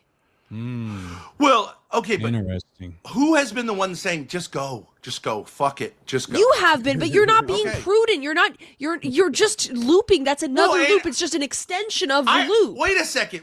When I was cooking, when I was reheating those tortillas and eating a bag of radishes, I was saying, it's funny, like, but I'm fine with it. I'm losing weight. I was texting bitches on Tinder all day long, and I was doing VCs that people were really happy to hear about. Okay. It's a radish fest. But you described it as a victim experience, that you suffered from my abuse because I didn't set you up. It was a terrible experience. Yeah, there was were some better fun than moments, when you sure. were here. It was better than when you were here. Better. It's not perfect. Okay, because you've been doing this fucking Dahmer thing of saying I'm gonna make it so you're totally dependent on me, and then when I bounce, you're gonna still be somewhat dependent, and you're gonna have to like build it back up yourself. I agree, that's true. But I was willing to do it. Why am I saying get the fuck out of here? Because I can't fucking take it anymore. But I don't so why don't you understand. call my? I don't get it. Why don't you call my bluff? Why don't you call my bluff? But I suggested Why taking a wouldn't you plane wanna somewhere, call and my you said bluff? no. That's just more When? abuse. Earlier in the stream, you said, "What's the solution?" I said, "I just got to get out of here, take a plane somewhere." You said, Yeah, that's because abusive." what happened the last time you went on your own? What happened? I got a The migraine. last time you went on your own, you were in New York City, and you claimed that you went blind in New York City as a 23-year-old that girl. part. What's a father gonna do other than like come down and pick you up, right? And Like, you're claiming anyone that could've- I lied about that? Yeah, no, I was lying about the migraine. Yeah, yep. Mm-hmm. You should have managed yourself better, but now Sunny Waffles is not going to let you do that, right? You're going to be in a safe I place. probably wouldn't care. I'm not gonna lie. You want to I'm act gonna blind, go meet up act with a blind, random guy and what? Stay in his apartment for free? What's the deal here? I mean, women You're gonna get a hotel, perpetually I'm not gonna lie. manipulate. Okay, so I'm gonna fly to his know place and that, get a man. hotel. So, like, Okay, so what's the that's what point? I'm It's a astonished random person about. I've never met before. Why do And you what have are we to talk gonna over do? Dick? Why can't you? I think my mic's having issues. Like my computer keeps turning No, down. no. I hear you totally fine. She just I hear talks you. over people. I'm just being You're rude. good. Go ahead. I said a woman perpetually manipulates, and you're smart enough True. of a man to know that. So I'm astonished that you don't have stronger boundaries and don't just create distance where needed, and thereby creating that respect where it's not a unconditional type of relationship. It's like But these isn't it, things Dick? have Do you terms, they have any conditions. daughters, Dick? Oh yeah, Okay, you have a daughter. Like yeah. as a daughter dad, right? It's kind of like that's the one boundary you're really not gonna have, right? It's like if my daughter says she's I don't No, I'm want to gonna make have that that. one boundary. With my sons, I'll do it, but like with my Yeah. daughters, like they're just. I want them to I see can that it's see that. unhealthy. I'm not It gonna. would be even that much more important to have that structure and discipline so that you set an Yeah. example and you have that's where the respect comes in, because the woman will never respect you, especially your daughter, if you don't have boundaries with her. And she needs to get that in the home and in that upbringing so that it extends out into her relationships that she has when she grows up and she matures. Okay, and you're saying the boundary is, But look, how about this as a boundary? I would say if you're in a situation that's safe, I'm not going to come fucking rescue you.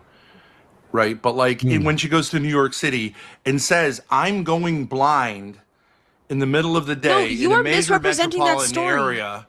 You're misrepresenting it. That's not what happened. That's not. First of all, you agreed to come down. You were already an hour on the road, and then I got the migraine. That's not what happened. Yes, huh? You had already called me and said that I was acting masculine and that I was stressing myself out. And you asked if I wanted to meet up with you, and I said yes. And you said, okay, I'm driving down. Look, you were it on made the a road. certain No, amount of sense 'cause you we were on made- the road. No. You were on the road. Then I got a migraine. You're making it seem like you came and rescued me from the migraine. It was after you had already been on the road for half an hour to an hour. You were saying like, I'm not feeling so good. Yeah, and then chat said, we'll get you a hotel. And I said, okay, Dad, they'll get me a hotel. What do you, You think? weren't You said taking no. care of You said yourself. don't get the Oh. hotel. But it was I fine don't because know. I kind I of missed wanted it. to go to Atlantic City anyways. Okay. So, like, okay, Yeah. but what I'm saying is, Dang. so it's not a big deal. Like I was happy to drive down, but I could have died on that trip because the wheel was about to fucking break off the car, and because we hadn't done any goddamn maintenance, and I didn't notice that the whole undercarriage was like rotted, because we never do anything except talk about you and your problems. All But right, is now, that the abuse that you're saying, is that she manipulated you by staging this migraine, and so she lured you in to get I'm saying your she had a attention? migraine. She had a migraine, but the migraine is downstream from not taking care of herself because she wants to show that I'm really trying to make it happen. Okay. And like so, But is this so illustrating the abuse that you're talking about? Is that so she's not taking care of herself, so that's by proxy abusing you? Or I would like to understand more what the actual abuse is. in that 'Cause case, how is that abusive? Well, you're saying she needs to stop abusing you. That's really the crux of what you said. The solution to all this is Grace has to stop Yeah. abusing you. Yes. So what is the Yeah. abuse that she has to stop doing? Like in that case right there, specifically? how is that abusive? Yeah, sure, or whatever. Okay, and whatever I'm not you saying want to she's use as an example. I'm not saying she's waking up in the morning saying like I'm going to abuse you and here's how. It's just like it's in the blood. She saw her mother doing it, and she like it's just the normal thing to do. Okay, so she's in New York City. She's by herself. You went to New York to meet up with someone? I don't remember, Grace. What was I it? went to New York to meet up with Chris the YouTuber, and then the next day I was going to Atlantic City, and then the next day was Word War Debate, the debate con kind of thing. Okay, so you met up with Chris the YouTuber. That was okay, although obviously it was an awkward It meetup. was whatever, yeah, fine. Okay, because he's limited or whatever. Okay, and then so why is it that you stayed in New York City? Because you were going to staying go. the night there. Because to I was take telling the you to bus. find Sneeko and something, right? No, I was going to Yeah. stay there anyways. I rented a hotel to stay the night in New York City because it was already like 9 p.m. So why at didn't the you just time. get up in the morning, get in? Oh, you were waiting for a bus, right? Because I was waiting for a bus. The next day, you called in and you said, "Grace, you're acting masculine. You're stressing yourself out. You should reconnect with me." And I was like, "Okay, yeah, that makes sense. I agree. I don't." He was like, "Women shouldn't." You were like, "Women shouldn't have to dutify themselves to make it in the real world or whatever. You shouldn't." Yes, turn I yourself agree with into that. a I bro." agree with that. Okay, so Okay. I want to answer Dick's question. Okay, so I think you should always be around or have a man you trust around you. I'm a Muslim in that sense. Like, it doesn't have to be your husband. It doesn't have to be your daddy, but you need to have. I think a woman should have a man around to like, whatever, a companion when she, Agreed. especially in a like major metropolitan area.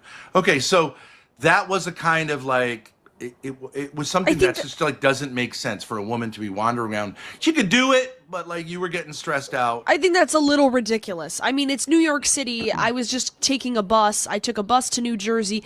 Yeah, when I was in the bus to New Jersey and the black girl started getting uppity with the white But wait, girl, wait. did even I when, even want when you some went to protection? Atlantic, Maybe. no, even when you went to Atlantic City, I'm glad I was with you because Gavin McGinnis said like I want to snort cocaine off your ass or something like that, right? That's crazy. But he didn't realize I was there, and when he realized I was there, he was like, "Oh, actually, I didn't really mean that." Okay, that's not a situation that's good for you. Okay, I was glad you were there too. Yeah, I agree. It was a good mix. Okay, so but then- why do you all call right. that abusive? because you're Because that's not setting his it job. up. What I'm saying But is, it is his job. It's his career too. He No, met it's other not. celebrities. You're an adult. Did you want to go there, or are you saying you did it as a charity favor to me? It's fine. It worked out beautifully. But what I'm saying is, I shouldn't be the only male on Earth that you feel comfortable around. And it shouldn't be like, if you're not with me, you're like basically like texting me furiously. I miss you so much. Oh, please, please, please, please, please. Yeah. That's unhealthy. Okay, well then I need to find someone else because I don't currently have anyone else. Well, whose problem is that? Sunny Waffles. Supposed to Sunny Waffles. give you away to somebody. If you're real Christians. I mean, when I went to jail, I had friends there. I made friends with some of the other guys. One was a pedophile, unfortunately, but like, you were like one of those jail guys. I made friends, and I'm not really a jail guy. You know what I mean? But like, I made friends. I had social interactions. I was glad to be away from you. What does that tell you about our relationship? I'm happier with criminals who can kill me than I am with you because I finally got some bro time. Okay. It's true. I'm just saying that's true. I bet it is true, though. You got to understand that. Like, you got to understand that's not codependency. That's one-sided dependency. And I'm not shaming you for it. You came right back to the same house. You left the jail and you came right back to the same situation you were in. You weren't like, all right, Grace, you know what? It was so much better without you. You go get your own place. I'm going to go get my own place. You go be an adult. Go find a man. I will be an adult. Actually, I went right back to what you were doing. Okay, actually, what I did say when I came out of jail was, like, I said, like, you know, I learned a lot about myself. I realized that in some ways our relationship is too, and I tried to make boundaries, right, Grace? And you said, no. I said that's like some pussy shit. This is my boundary. Yeah. Yeah, you call me an F slur. Okay. Yeah, and you said, I called you an F slur. Yeah. Okay. And you said, you know what? I appreciate that, but then now you're saying, oh, actually, she's a manipulative, evil cunt. That's what she did. But what was the standard you said? You change opinions about me publicly versus privately. You say, yeah, you're right. That was kind of lame. Like we work together. This boundary thing. I'm just being a pussy Puritan after jail because I want to get my life together. Right. Then publicly, you say, she is an evil one who changes my mind, and I need protection. You sound just like your mother. I love it. I love it. I don't sound just like my mother because she never fucking said it to you, did she? Yes, she did. No, she did not. Well, she said it. Have you ever had an honest conversation with her? Where she talks back? No. I haven't had an honest conversation with either of you. Yeah, but what was the standard you set? I always, whatever. You guys just glossed over that. What were you trying to When I came out of prison, is that what you're saying? Yeah. Yeah. Or whatever, jail, whatever they call it. I was there for 12 days. She had to pick me up because no one else was going to pick me up. Okay, so she picked me up and I said, you know, I learned a lot. I got some space and I think we should give each other some space. Okay. And basically you made the argument, look, I'm going to be your ride or die. I'm all in. Let's go. And I have no problem with that. But you have to be able, if you say you're going to be my ride or die, you've got to do it. You can't just say, I want to do this, but then I'm not going to do it. And I'm saying, like, you haven't done it. So why don't you this figure entire out? thing is you're so triggered because this entire thing is because I was a little out of it this morning. Yeah, I was a little disengaged. But I think you're having an over fucking reaction. Every morning. I'm a little out of it in the morning. That is natural. That is normal. Yeah, that is natural. That is normal. I feel that way a lot of times. It is not. You wake up. No, you yourself will say you are an anxious person. You have a problem with anxiety. You wake up and you're like, and you are like, you're like, okay, not everybody's like that, especially because you have a problem with anxiety. Someone like that is in what kind of a situation? A dysfunctional situation that's causing them anxiety. Yeah. Look at my But that eyes. maybe a little bit of I that don't get no anxiety is because you constantly think that I'm going to do the same thing to you that my mother did to you, which is not fair. Okay, so now you're projecting your trauma with her onto me. So you're now revising what you said earlier. Now you're saying I'm the victim of you. Okay. All right. I'm saying, went back how to can us you 10 minutes change? ago, you said, you "No, are I get it." changing things too. No, I'm not. No, yes, you are. Okay. You're now saying that you're the victim of me. Okay. Either way, I don't give a fuck. Why don't you see if it's the same situation, if the same thing goes on in a different situation? That's all I'm saying. Yeah. You're saying no. Because I'm sick of whether you. I'm the abuser or you're the abuser or we're codependent, why not change the situation and see what happens? What's the downside to that? Because you're saying I'm going to act like a little bitch. But she doesn't want to. You're saying I'm going to act like a little bitch. I didn't really act like a little bitch. I was like, I'm glad you're having fun in California until you said, Darius is trying to rape me. And then I'm like, okay. I didn't say that, but you're just. Well, you're you just gonna- said he tried to stick his dick in me on the bed several times. Like, I do get that. That's wrong for him to do. I told Nadoosh, I didn't ask you to solve that problem. I just told you in passing. You fucking sat there at Jeremy's and told me play by play. He's moving over here. He asked me to jump in. He took off. I think he's Jeremy's was pissed. different. I'm in Yeah, the middle of because I- nowhere. It's Jeremy's dark was out. different because What am I supposed to say? I was in the middle of nowhere. I wanted you to You're know like, what I'm was gonna going I'm gonna on. get this pair of scissors, put it in my pocket, then I'm gonna It jump was over the a fence. it was Where a should I weird go? situation. You were acting like you were in fucking It was danger. I didn't know if I was in danger or not. I literally didn't know. I didn't know him that well. I was in the middle of nowhere. There were no You were not in Ubers. danger. He's not a dangerous person. I know that now. You're lying. But the No, you first knew time it I then. ever met Jeremy, I did not know what was going on. I've seen stuff about this, and I'm like, I'm not going to be one of those girls that gets killed in the random guy's shed. Okay, but So I think you guys love each other. You guys are codependent, and you're both a bit afraid of if that wasn't the case, what that would feel like and look like. And so, at a certain level, whether it's healthy or not, there's free will going on, and it's not the craziest thing. Like if you guys, Wait, work well why do together. you say on a certain codependent? level. If I'm saying get some space, how am I codependent? Well, because you didn't stand by your own convictions. So when you wanted the space, you didn't, force that mechanism that would create that. You can, as a man, create space if necessary. All right, you just have to daughters. be- How do you create space with your daughters? Well, especially if she's a grown adult. I mean, at that Okay, point, let's say it's you like, had a daughter who's a she's grown got her adult. responsibilities. She's got. It's got to be on your terms. Like, say I had a but- daughter and she's Yeah, addicted to drugs and she's in the street and she's prostituting herself. Yeah. I would always be there to help her, right? But I can't force her Right. to change her life choices, right? So Okay, at well, that how would you level, be there to help her? How would you be there to help her? if she wanted to get help, I would help create structure and a set of disciplines around her life that would be reliable, that she could actually, commit. You're a simp just like me. Because Yeah. the reason Why she's is a that a drug addict, simp? she would be a drug addict is because of the You're family enabling her. situation. So you're just going to Right. repeat She it. has a structure to fall back on.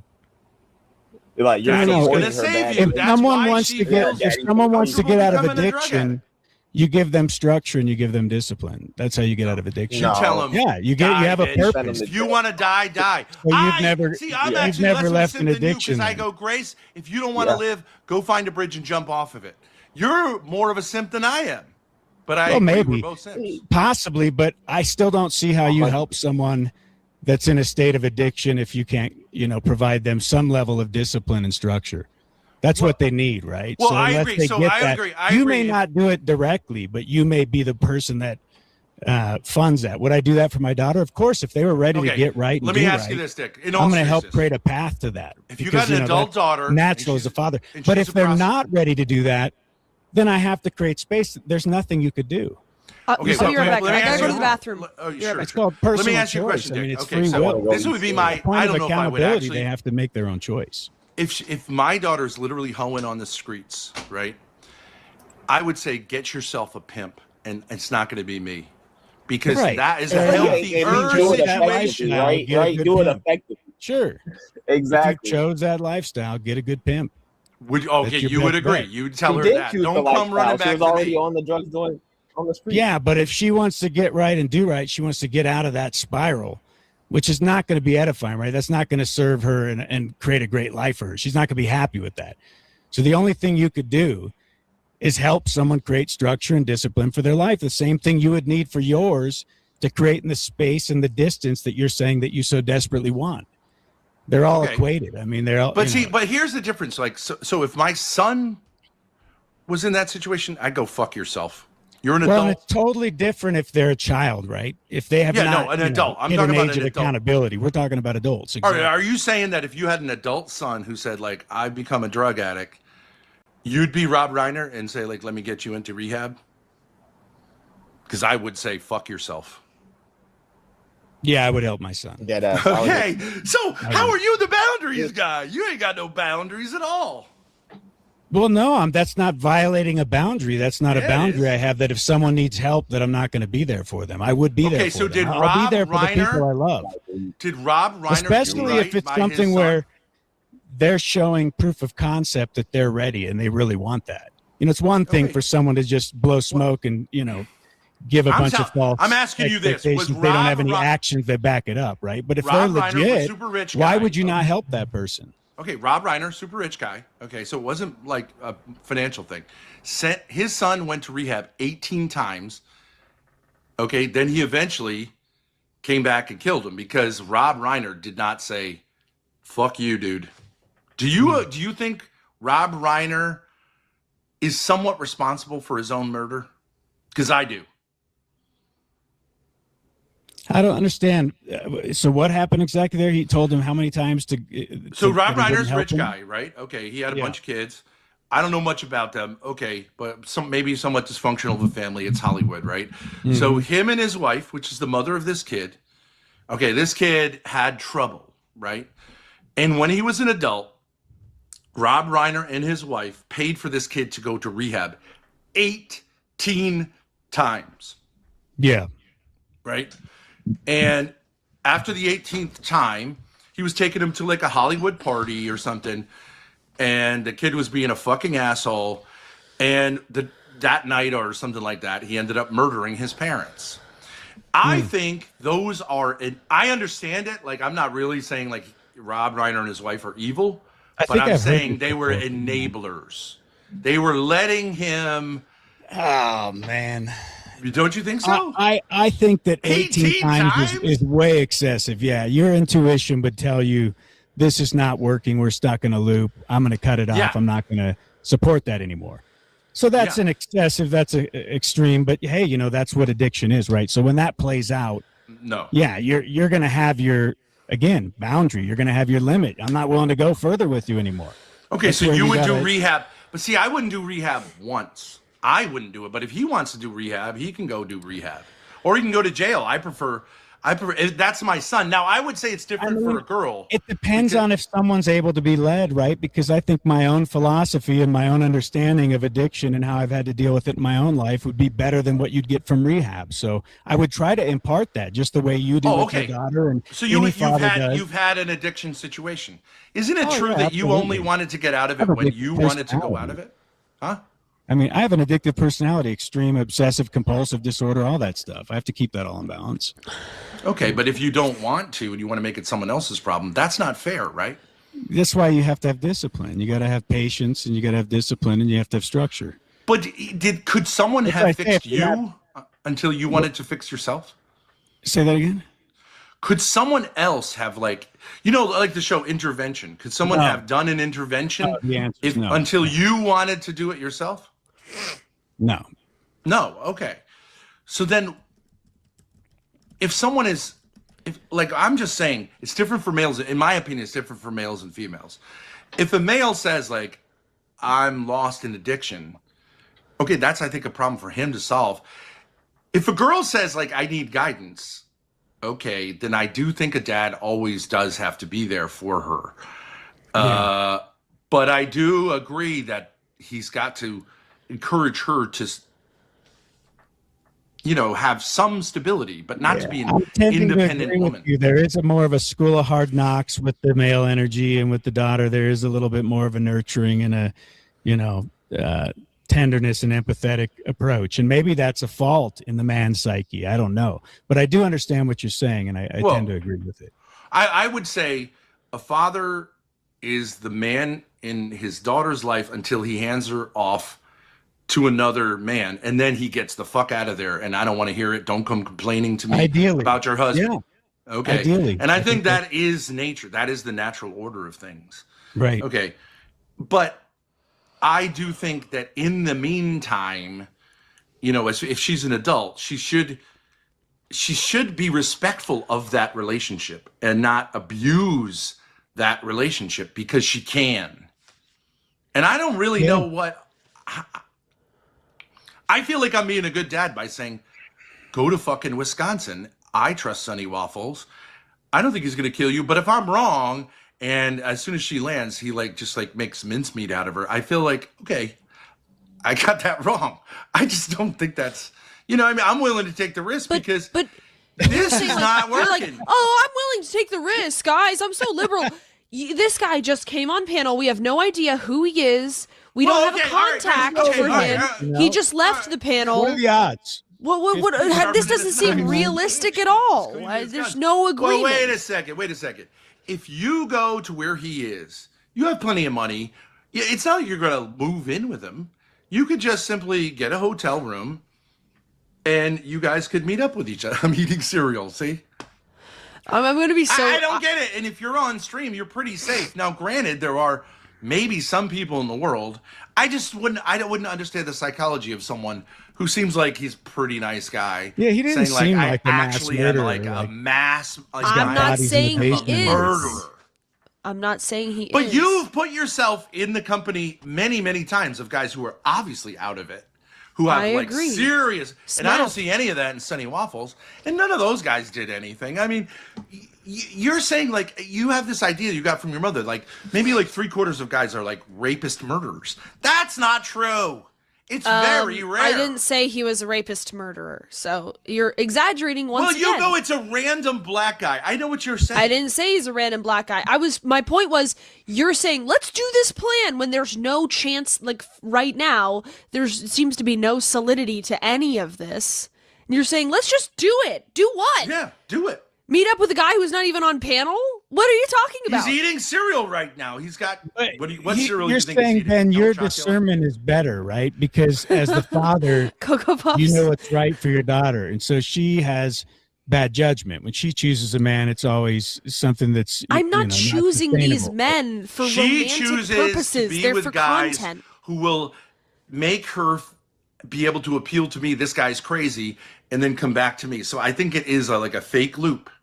Okay. So have you ever taken your dad's advice and went for a man that he chose for you? That he actually... Every single time I have left this apartment, it is to meet up with someone he suggests I meet up with. Darius True, was that's his true. suggestion. Jeremy was his suggestion. Darius Yes, he was. suggested- Yes, he Dar- was. Darius I suggested don't want to know. himself. Darius suggested said, himself. yeah, but you said, come on up to Rhode Island because he was doing his first IRL trip. You said, come up to Rhode Island, which I don't blame you for, but you blame me for with your picks. No, we had great interactions with Darius.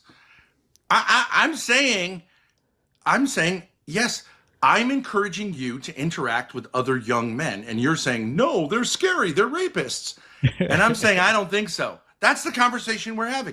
You could sit there and lie and say that you're not saying he's a random black guy, Dad. I'm not right. saying You that. are saying that. I'm not saying that. You're saying that. You're saying that. I'm not saying that. I've literally met up with Smeth. There's one person who's like a serial killer. It would be Smeth. I met up with him. I wasn't really afraid. So then what is your argument to not go to Wisconsin? I'm saying there's no plan in place. He hasn't even agreed to do this. What are you talking about? Okay, well, maybe we could make it work for him, make it appealing to him. I don't know.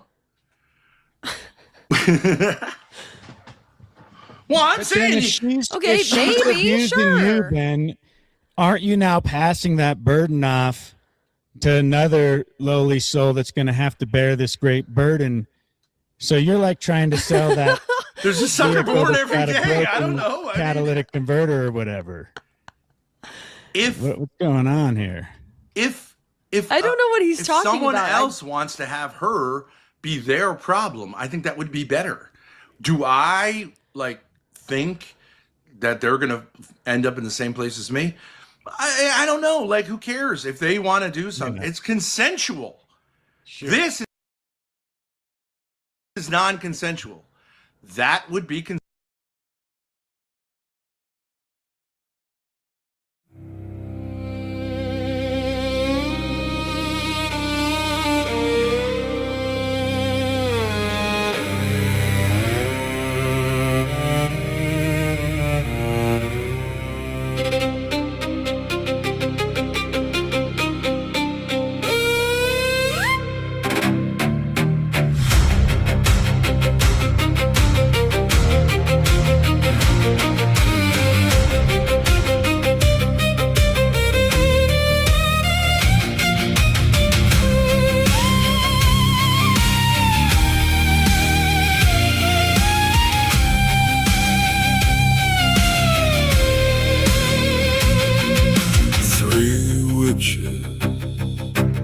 Three witches, three bitches.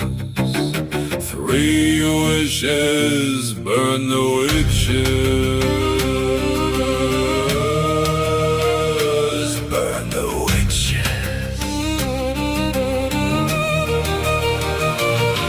The time for evil is over.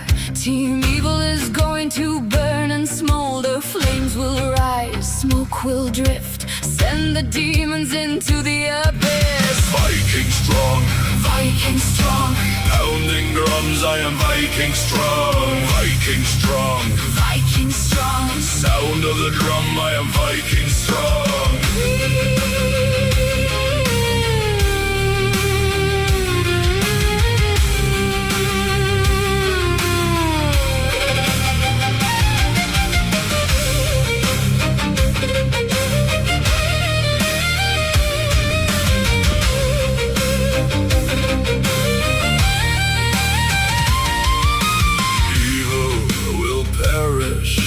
Evil will sink in misery.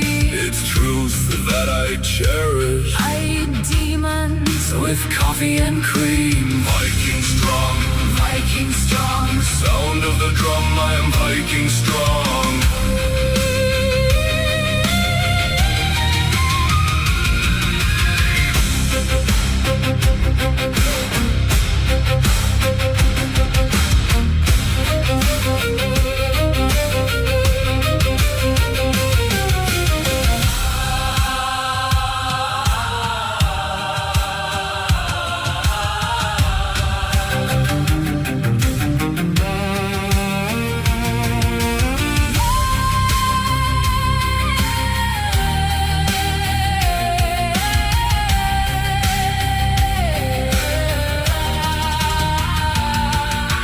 Mad Viking blood, We bring the madness. swords gleam as they should. Fighting evil is badass. And we love winning. Viking strong, the Raven King. Can do anything.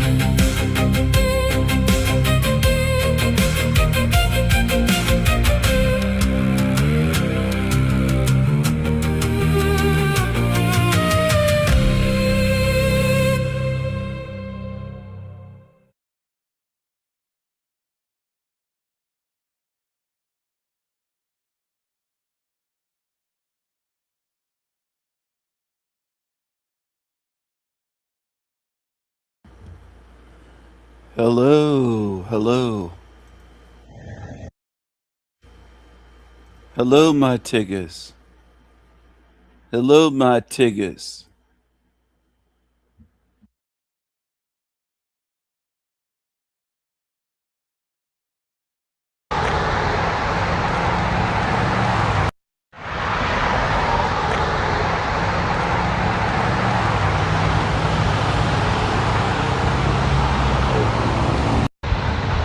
Never coming to you from a studio, I have no products to sell. Lamont at Large, always at the scene of the crime. Today we're in Moon Township, Pennsylvania. If the term human scum was in the dictionary, this clown's picture would be right under that description. This is Gary Lee Starr, one of the bigger scumbags I've ever spoken about on my channel. We're gonna walk to the location of a insidious murder. I'm gonna tell you the story as quickly as I can. You know how I roll. Let's get rocking and rolling. Currently, it's February 20th, 1988, and it is very cold. It is frigid out here in Moon Township. We're about 15 minutes west of Pittsburgh, and if you ever fly into Pittsburgh, the airport is in Moon Township, and this is where you would be touching down. So on that night, it's in the teens. It is cold. Definitely not a night that you want to be walking home from work. And for one 21-year-old James Fletcher, well, it looks like that's going to be happening. He works as a cook at a pizza joint somewhere in the area. That night, it's a little slow, So his boss tells him, hey, after you're done cleaning up, you can go on and head home. He's like, all right, cool. It's Saturday night, and you know, hey, there's nothing wrong with getting off of work early on that day. So he goes outside and he's waiting for his ride from his father-in-law, or soon-to-be father-in-law, Gary Lee Starr. Now, he called him and he said, hey, I'm getting off of work early, you know, I'll be waiting. Well, now it's about 11:30 p.m. and he still hasn't shown up yet. And it's 11:45 and finally it's midnight. Screw it. Okay, well, I guess he must have fell asleep or whatever. So he ends up getting a ride home from the pizza delivery driver. Driver drops James off here at 283 Moon Clinton Road.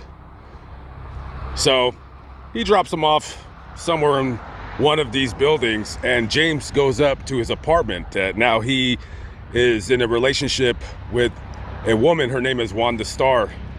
She's 20 years of age. She has a child, a little child, like under 2 years of age, from a previous relationship, and they're engaged to be married.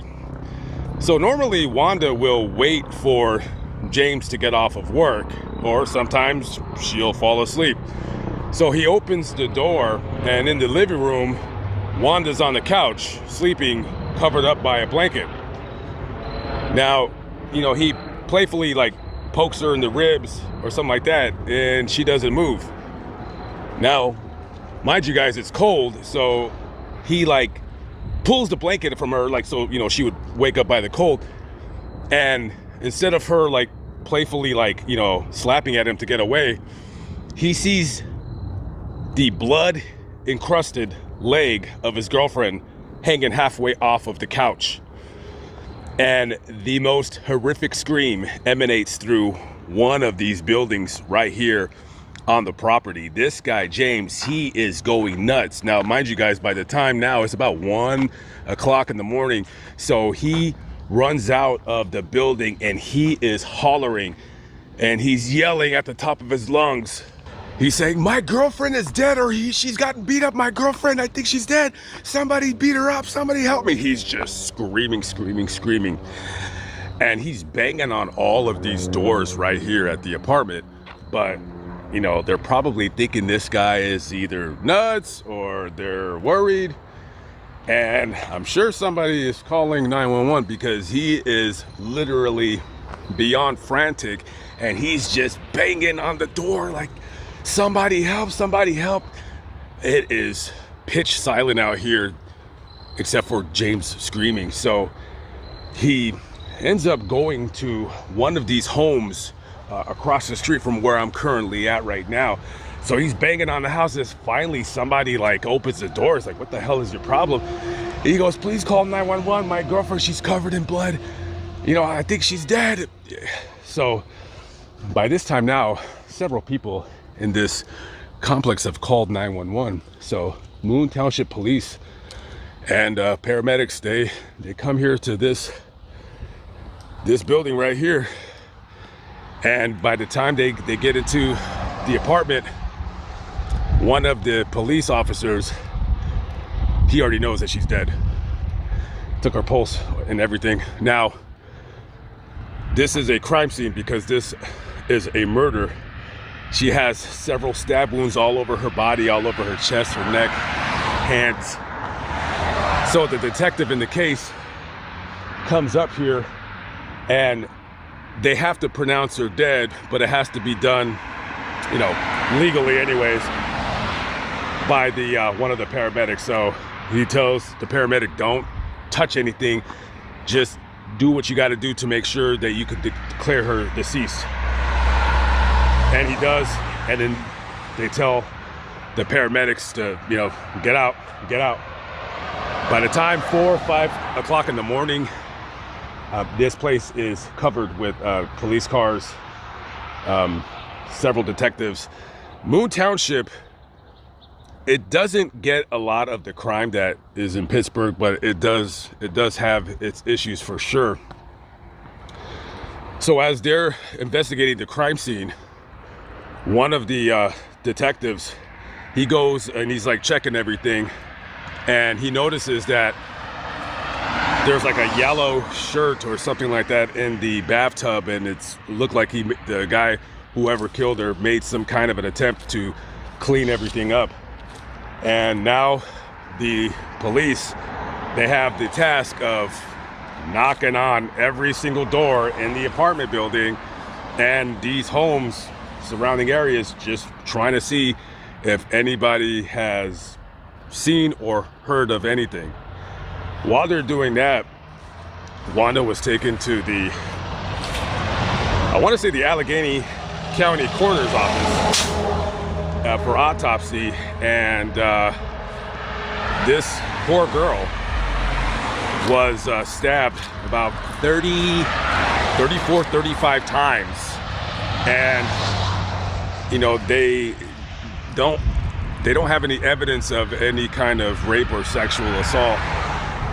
But whoever did this, there was some kind of deep-rooted, like a crime of passion or something like that. So the detectives, well, you know, the first person they're going to want to talk to is her fiance. They're going to want to talk to James. Now, a lot of these smaller townships around Pittsburgh and in Pennsylvania, they normally will rely on a bigger county for almost any kind of case that they deem serious, which this is one. So the Allegheny Crime Lab, they're the ones that are going to be conducting the investigation.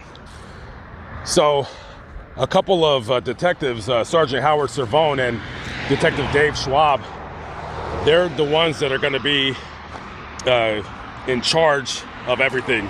Now, they're talking to each other. They're talking to several people in the apartment complex, and they're going through their notes.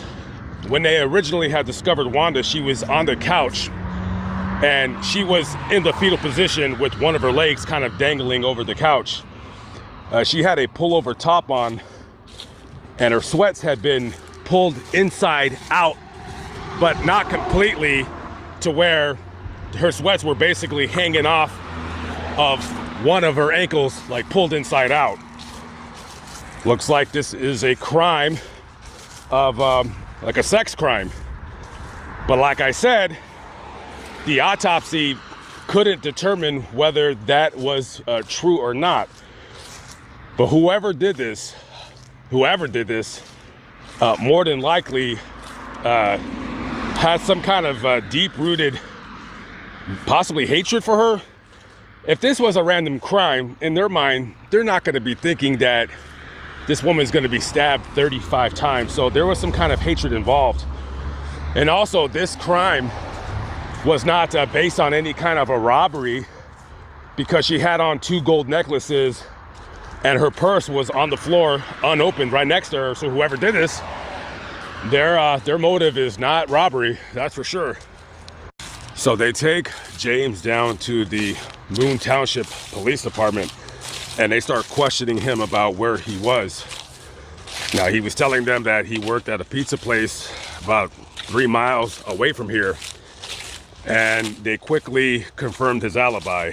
So based on him being at work and them talking to several of the residents in the apartment complex, it was determined that she was last seen around 4 p.m. and he was already at work by that time. And then they were asking James, like, you know, just go through your day. What happened? He wakes up, eats, talks with his fiance Wanda, and then Gary Lee Starr gives him a ride to work. But before he gives him a ride, he says, you know what? He throws him the keys to his car. He has this old Buick. And he says, you can go ahead and use the car. Now, James, when he got the keys from Gary, he thought that was kind of weird, because this dude, Gary, never let anybody drive his vehicle. So he said that he borrowed the car from Gary, who also happened to be the manager of the complex. And he's the one that helped them get the apartment, because, you know, your 2 young kids probably got bad credit, maybe an eviction. So had a hard time getting an apartment and getting the money deposit together. So he helped them out by getting that apartment. So as they're talking to him and quickly figuring out that he's not the guy that they're looking for, they're asking about, well, where's their dad at? You're gonna want to talk to the dad, and nobody's seen this guy. This guy, he's been gone for like the better part of like 24 hours now. So they talked to Gary's wife, second wife. We'll get into that in a minute. So they talked to Gary's second wife, and they're like, hey, where's your husband? And she says, I don't know. The last time I seen him was yesterday afternoon around 5:36 p.m. He had a cold, and he was really, really feeling bad, feeling sick. So he said he was gonna go to the hospital because he thought he was coming down with something. So he left. And they're talking to the wife, they're talking to the wife's friends. And one of the wife's friends has stated that on that day, around like 5 o'clock, something around there, that Gary had come into his apartment holding the hand of Wanda's son. And that one of them noticed that the Wanda's little kid had looked like it had like blood or some kind of weird like stain on the back of his neck. So Gary had took him into the bathroom to clean him up. And as they're doing that, they're noticing that Gary is acting, he's not acting nervous, but a little peculiar. So you factor that in with this guy who doesn't really have a known job. Well, where the hell is he? So they put a like a be on the lookout for on this Gary Lee Starr. He's driving like a mid 70s old Buick. Might have been a Regal, probably not a Regal, could have been a Dynasty. The make of the car escapes me right now. So they're looking for this guy, and now there's, I guess, what you would call a dragnet. This guy is not, he's not like a suspect, but he's what you call a person of interest, being that, well, it became that way because after doing a background check on Gary Lee Starr, it looks like he did a little bit of time in prison.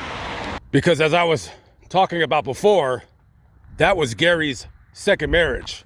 His first one was to Linda Starr. And on April 7th, 1972, after accusing her of cheating on him, he calmly walks upstairs, pulls out his 12-gauge shotgun, and shoots her twice in the head, in effect blowing her head off. After he's done, he calls the police and says, hey, you might want to come over here because I just murdered my wife.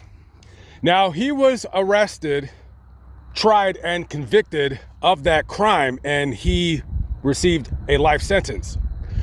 However, about 5 or 6 years later, based on some technicality or another, because the court did not allow him to withdraw his guilty plea, he was allowed a new trial. And since the prosecutor didn't want to go through all of that over again for some unknown reason, they go ahead and give Gary a term of 7 to 20 years for involuntary manslaughter. And within about 3.5 years, he was paroled.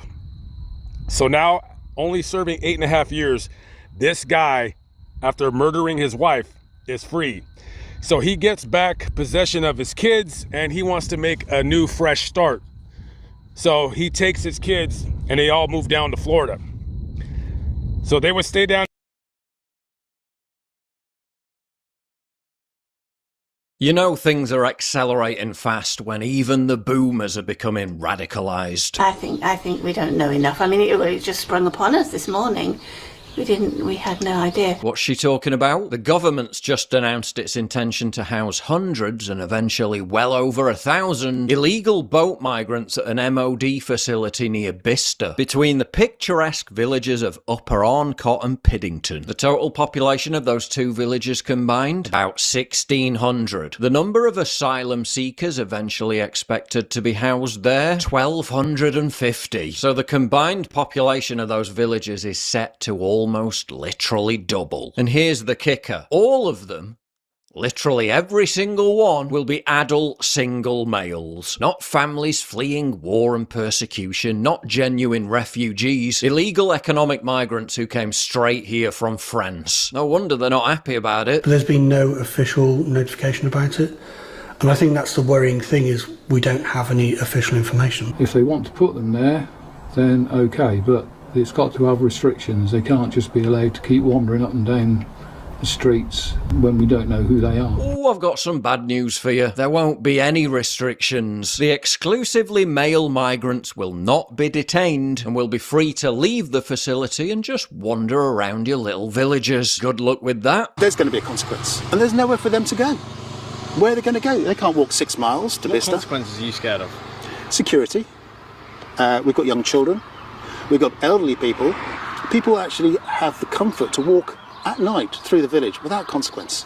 We don't have it well lit, but everyone feels safe in the space. Well, all that's about to change. Once approved, these over 1,000 male migrants will be in their community for a period of at least 10 years. Residents of Linton-on-Ouse are furious, pleading they're unable to cope and pledging to fight the plan. But glaringly, there's been little or no news coverage of this story from leftist media outlets whatsoever, suggesting even they recognise the whole thing is completely Not right where we live. That's when boomers don't like it. When it's right in their backyard or front yard, then they don't like it. ludicrous and impossible to defend. Ground News helps you instantly compare how the same story is being covered worldwide and across the political spectrum, identifying media bias and how they spin certain narratives. It's been an invaluable tool for me, so please subscribe using my link down below to get 40% off their unlimited access plan. While you may feel a degree of sympathy for these people, and individually we don't know how they voted, but when you look at it in the wider context of people living in the Bicester constituency, being upset at the prospect of over 1,000 male asylum seekers suddenly popping up in their villages, it's kind of ironic and funny, because by and large, they voted for it. In the most recent general election, the Liberal Democrat candidate won by a comfortable margin, and 60% of voters living in the Bicester area voted for left-wing pro-mass migration parties. The Lib Dems' policy on migrants and refugees, they oppose policies that would penalise irregular arrivals. Yeah, when you voted for the party of mass illegal immigration, don't be surprised when the consequences of it arrive on your doorstep. Weed out the bad guys, that's absolutely essential. We have to have a really robust process. Yeah, going to be hard to weed out the bad guys when they're literally chucking their passports in the sea, so we have no idea whatsoever who they are. Let's have a look at this exclusive footage obtained by GB News with what appears to be individuals on a small boat in the English Channel. Here we go, you can see it on your screen. And they are doing what appears to be, they're throwing their passports into the sea. Look. A group of men, it's always men, in life jackets, look, throwing their documentation into the channel. The video also shows illegal boat migrants shouting, "This is the end of England," before arriving on shore. And these idiots thought they were voting for mass migration for humane reasons. So that we can help the people who are genuinely in need and share what is within our gift for them so that they can continue to live humane lives. Yeah, you literally voted to end. Thought they were voting for mass migration for humane arriving on shore. It also shows illegal boat migrants shouting, "This is the end of England," before arriving on shore. And these idiots thought they were voting for mass migration for humane reasons. So that we can help the people who are genuinely in need and share what is within our gift for them so that they can continue to live humane lives. Yeah, you literally voted to end your own country. Oh, don't take my word for it. They'll tell you themselves. You guys started a war that nobody can save you on this earth. Nobody. You can join force with America. You can join force with NATO. You can join force with the whole Germany. And nobody gonna save you guys.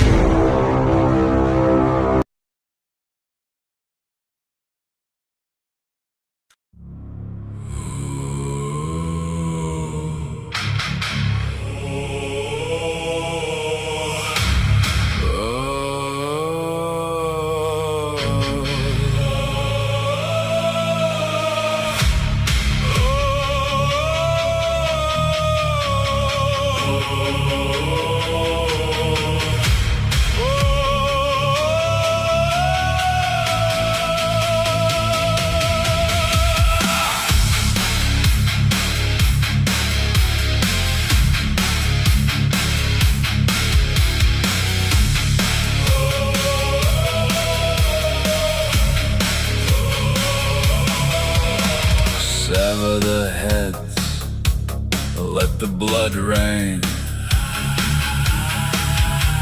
Murder hell realm and the feudal rage. Here's to the slaves with a smile on their face. Zombie slaves. Fire. Fire. Raining fire. Here's to the slaves with a smile on their face. Here you will stay forever in chains.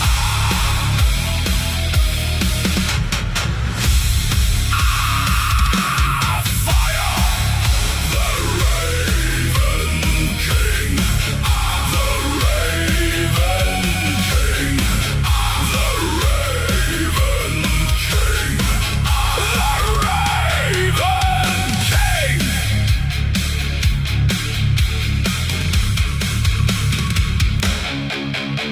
How can we be free? No one here is sacred. Ground them into grist. Burn their ranks in hell. Fire. Remain in hell. Fire. Raining fire. Here's to the slaves with a smile on their face. Zombie slaves.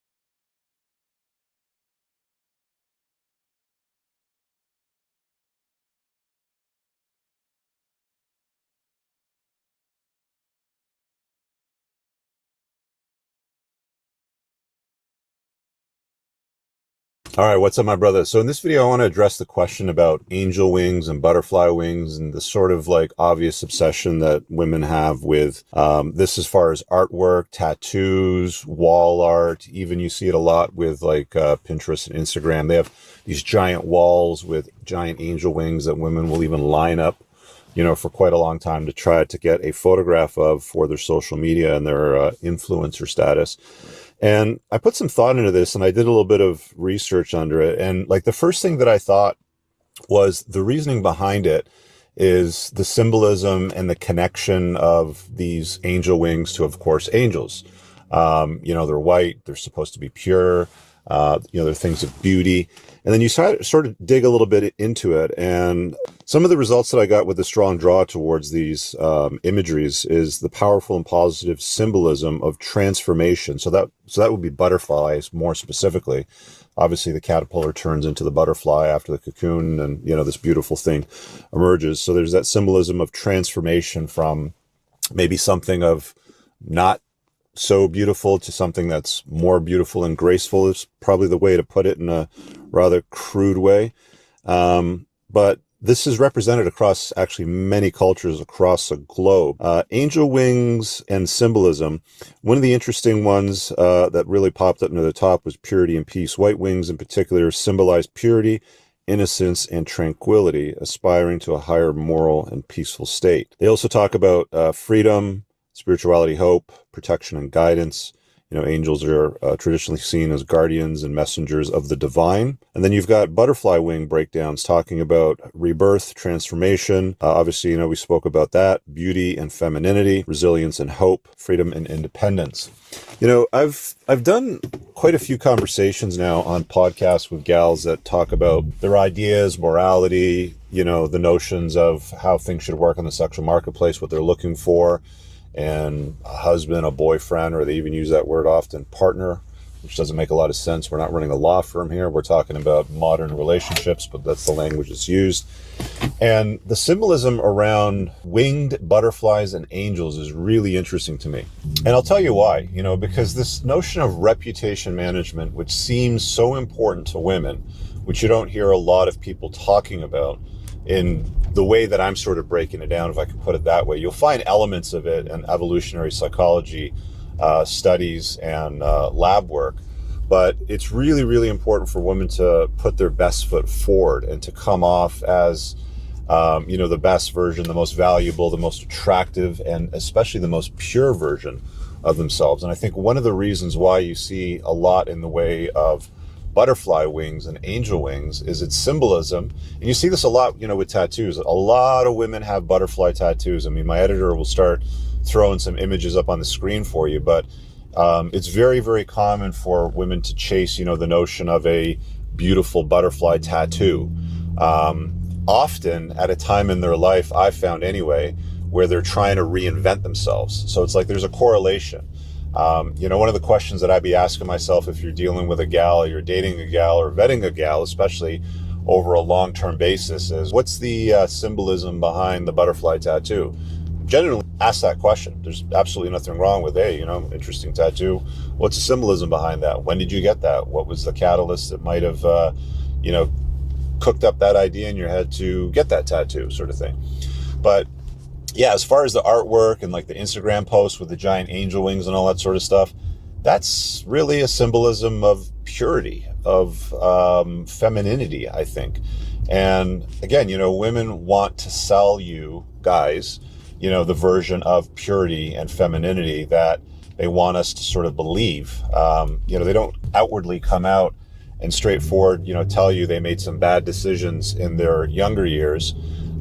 Maybe shared their body with one too many men, maybe did one or too many things that would have been too disgraceful to, you know, publicly acknowledge. And it's often dealt with this cloak of purity, rebirth, you know, this underlying notion of femininity, you know, an elevated version of all of those things. It's almost exaggerated. So, you know, when I was talking to this chap about this whole notion of wings and angel wings and butterflies,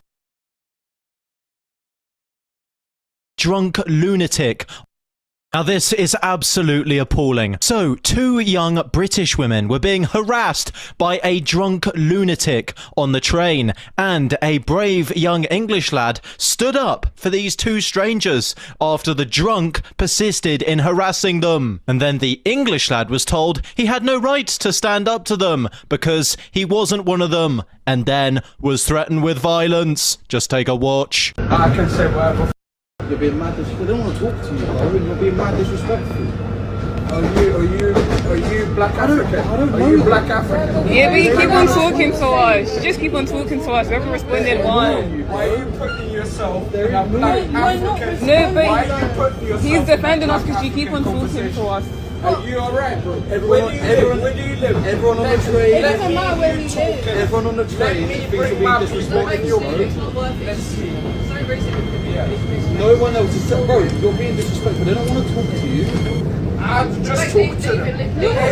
You're having a conversation with yourself. But they don't want to talk to you, bro. First of all, absolutely disgusting. That drunkard has absolutely no place in civilized British society. We should not have to live amongst people who behave like this. It's a disgrace. And that young, brave English lad did a very good job in standing up for those 2 strangers. This is exactly the sort of attitude that more English youth should have. We should be protecting our people. Share your thoughts and share this video to get the word out about the state of modern Britain.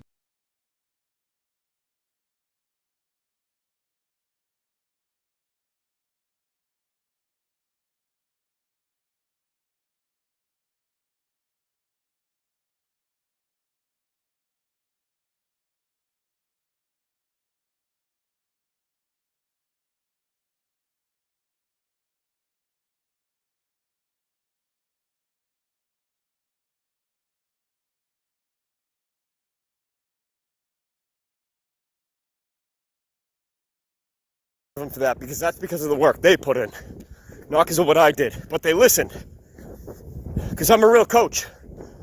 You could say I'm the trooper trainer.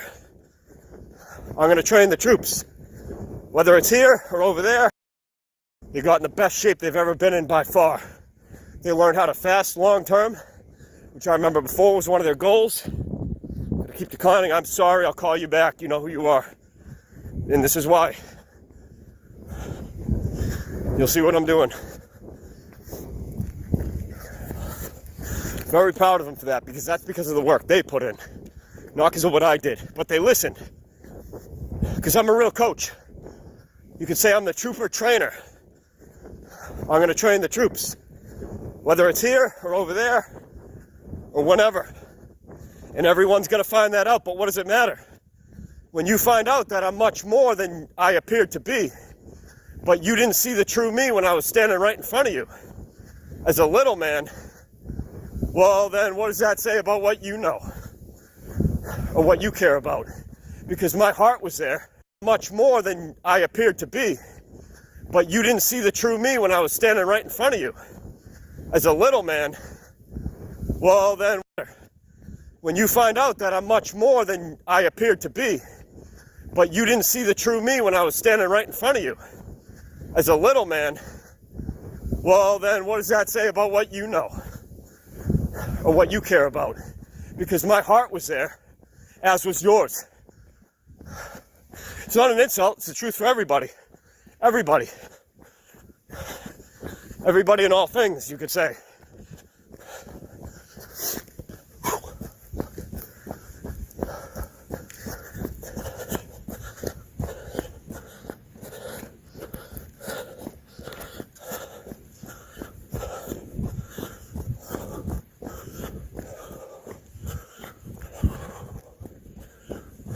People are going to be out doing this if they stay here.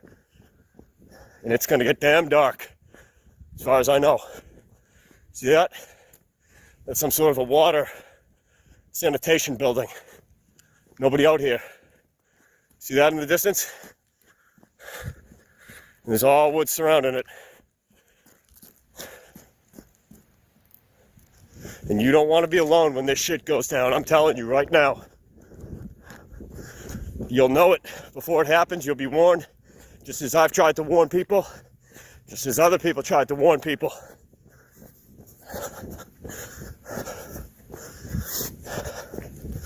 This is going to be a demonic takeover.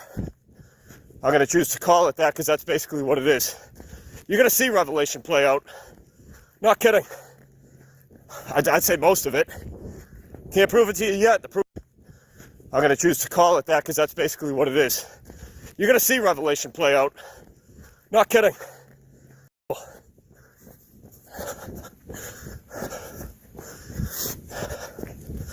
This is going to be a demonic takeover. I'm going to choose to call it that because that's basically what it is. You're going to see Revelation play out. Not kidding. I'd say most of it.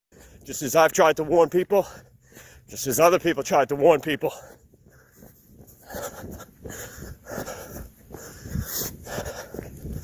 This is going to be a demonic takeover. I'm going to choose to call it that because that's basically what it is. You're going to see Revelation play out. Not kidding. I'd say most of it. Can't prove it to you yet. The proof will be in whatever unfolds, I guess. If you're not in shape, you're going to be absolutely fucked. So it was love telling people that and being mean about it sometimes. Basically, the best time to start was years ago. Second best time is now. Right now. And if you want, I'll bring you all to school. But a lot of people, you got to start paying attention to videos and doing the stuff that's in them. Forget the talking videos and going to sleep to the talking videos. I know what people do because I used to do it. Really watch the videos that are instructional. Listen with all your heart and pay attention to what people are trying to teach you. I don't care if it's a baseball coach teaching you how to swing a bat and hit a fucking ball. You're going to need that later. Could be how to throw a ball. You're going to need that too. Because when you think about it, what's the difference? You got somebody coming after you, your pet, your family, one of these fucking zombie demons. You got to throw a rock. You got to swing and you got to make it connect. And you got to know, and I don't even want to get into the real details of what's going to be required for that. I know a lot of people don't want to hear it. Oh well, the help was everywhere. I don't agree with the way that they did it. They started their clubs and kicked us out of everything and treated us like shit. Geez, I wonder why they did that. Geez, I wonder why they got everybody driving around in these fucking things. Sitting down all the time. Atrophying away. Wasting their life. Maybe because there's going to be an exponential benefit to those who choose to be warriors now. And what should have been years ago. Because I can't justify it any other way. You have a family. Especially if you have a family of human children. You should know better. Money isn't the most important when all hell breaks loose. Money ain't going to do anything. Besides maybe burn like one last fire for you to keep your family warm. You think I'm joking? You think I'm joking?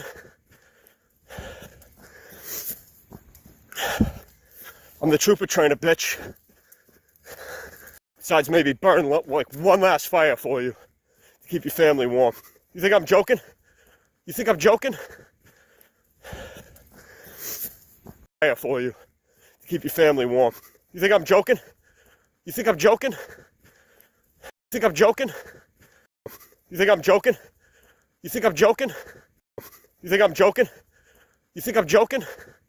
You think I'm joking? You think I'm joking? You think I'm joking? You think I'm joking?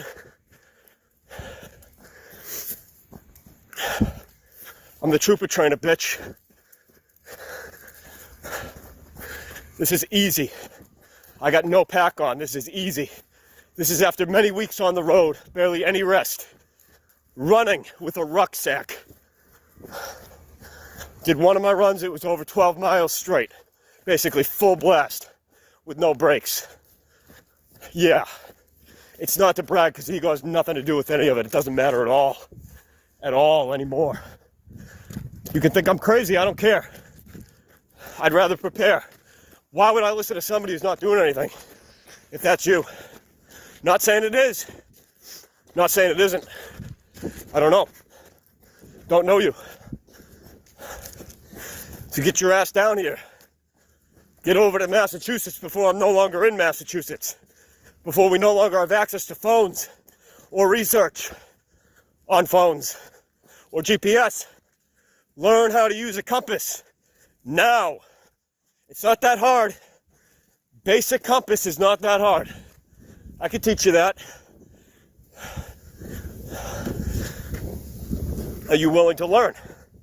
And I'll make it as simple can possibly ever be.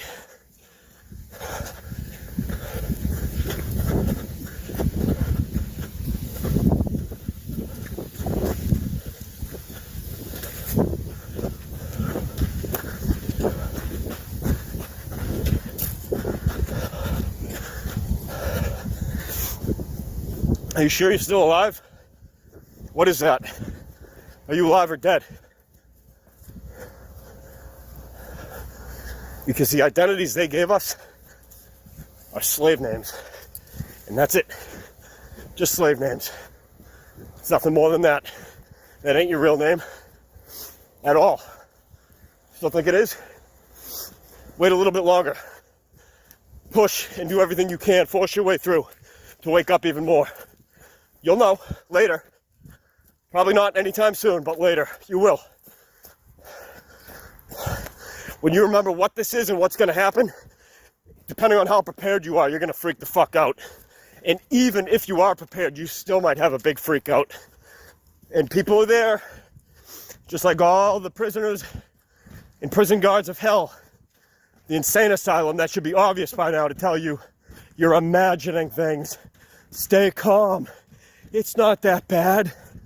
Stay calm, everything is great. And that's what they tell you until the feast. You think I'm kidding? Then wait a bit longer. Don't listen to me. Chance it. What kind of person who loves and has a family would ever chance it? The answer is no one, because that's a liar. And that's how you can know who all the liars are. How can a liar be real? If all they do is speak lies and believe lies and their whole life is a lie, then how's anyone supposed to say, oh, hey, that's a real thing. That's a real human. What does that mean? You're either the truth in all of your actions, eventually. You either become that or you're an error. You're a lie. Because you say things, but you don't mean them. This goes for all of us. Your true identity, if you have one, if you're a real soul, a real player, you have a true name that has probably nothing to do with your legal slave name. You think you still know who I am? Because you don't. I don't care if they... When you know the truth, it's not that you want to go through horrible things, it's that you just go. You surrender to it because you're like, you know what? I know that this is what it is. And even if they were to beat the shit out of me for saying this, I'm going to have to take that beating, because what else are you supposed to do? I know what the truth is. In some regard, I don't know the full truth. I don't believe anybody does. But I did remember what this is. Some of it. I know I've done it before. You could call it a game, but it's unbelievably grueling, and it can be brutal. And many people are going to read them and weep, as they used to say in song. It all came with a price that I couldn't pay. It came with a price my soul can't believe, or my heart can't believe. I forget what the words were. Something with the setting sun. After what, or something, the demons are coming. After what you've done, boy, you better run. Because when you hear that, you know it's just about too late, and you didn't listen. Oh yeah. You want to hear that on your TV when all the stations go to one station? If that's how they do it this time? When you find out that you were tricked by clowns and demons and everything you did was seen. Everything. You will get away with nothing, as nobody will. Or rather, as everyone. It's not an attack against you. This is something we all answer to. It's called the truth. It's not a religion. It's not a religion. It's existence. It's our whole existence, the truth. You either are or you are not. The tares in the Bible, the helix in Gnosticism, the demiurge, Satan, what I call error, or what from memory serves used to be called Unga Bunga. hides under the earth, deep down below, sucking off all the energy like a big fucking parasite. They put it in Zelda, it was called Ganon. What from memory serves used to be called Unga Bunga, what I call error. Or what from memory serves used to be called Unga Bunga, hides under, what from memory serves used to be called Unga Bunga, hides under the earth, deep down below, sucking off all the energy like a big fucking parasite. They put it in Zelda, it was called Ganon. They put it in Chrono Trigger, it was called, wasn't it, Lavos, I think. They put it in many games, and it has many minions and many forms, and it's real. People believe in Satan, they believe in Jesus, they believe in all the stuff in the Bible, but they'd hear this and go, oh my God, that guy's whack. What? The Bible's fucking way crazier than that. Most other religious texts are like way crazier than what I just said. You think they wouldn't put that in fantasy games? Of course they do. It's in movies, TV shows, it just goes under different names. You gonna be fooled by a name? Did you honestly believe your own? Are you joking? Well, the joke's on you, if that's the case, and I hope it's not. I'm doing this video because I love you as much as I can love you from afar, which is not true, you know, the truest extent of my love at all. It's part of it. Unconditionally extended to you regardless of how you treated me in the past. Maybe you treated me good, thank you. I appreciate that, I appreciate you very much. Thank you for what you did, if that's the case.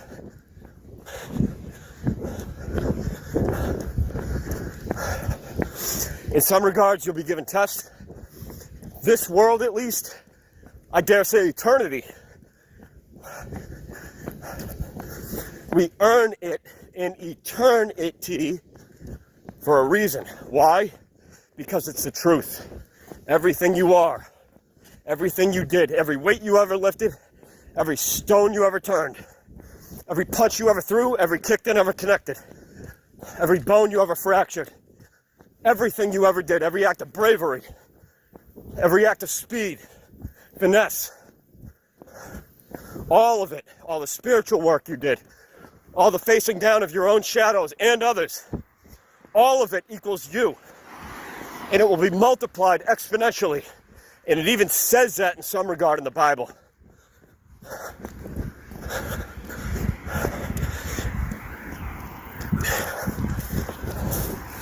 What was private will become known publicly. That can either be very good or very bad, somewhere in the middle, or somewhere in between both spectrums. You know, going from the middle.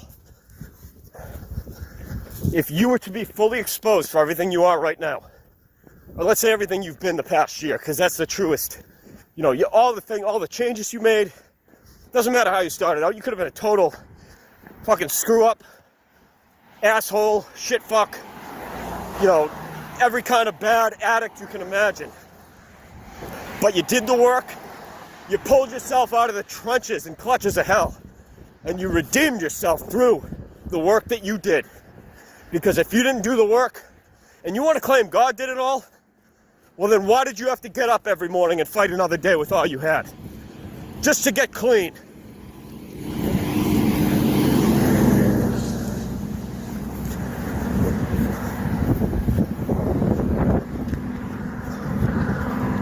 Ask yourself that. So why should you equal your mistakes? Why should you equal your mistakes instead of the things that you did as a result of the mistakes? That wouldn't be the truth if you were always forever your mistakes. Why would it be? Ooh, entering the tree tunnel. I love tree tunnels.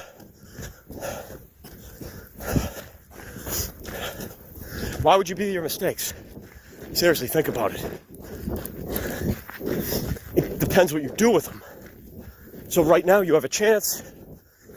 If you know you're still sinking, I'm trying to offer you a hand, but I can't jump in with you and stay there with you forever.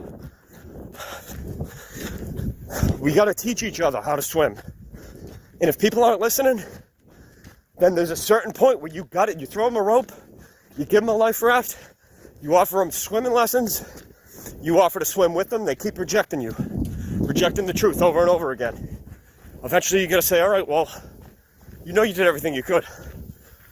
Yell at them one last time to wake up and to get with it. And then you gotta leave. And it sucks. It's one of the worst feelings ever. Because you know you didn't give up on them. You know you didn't. You truly know you didn't. You truly know that you didn't.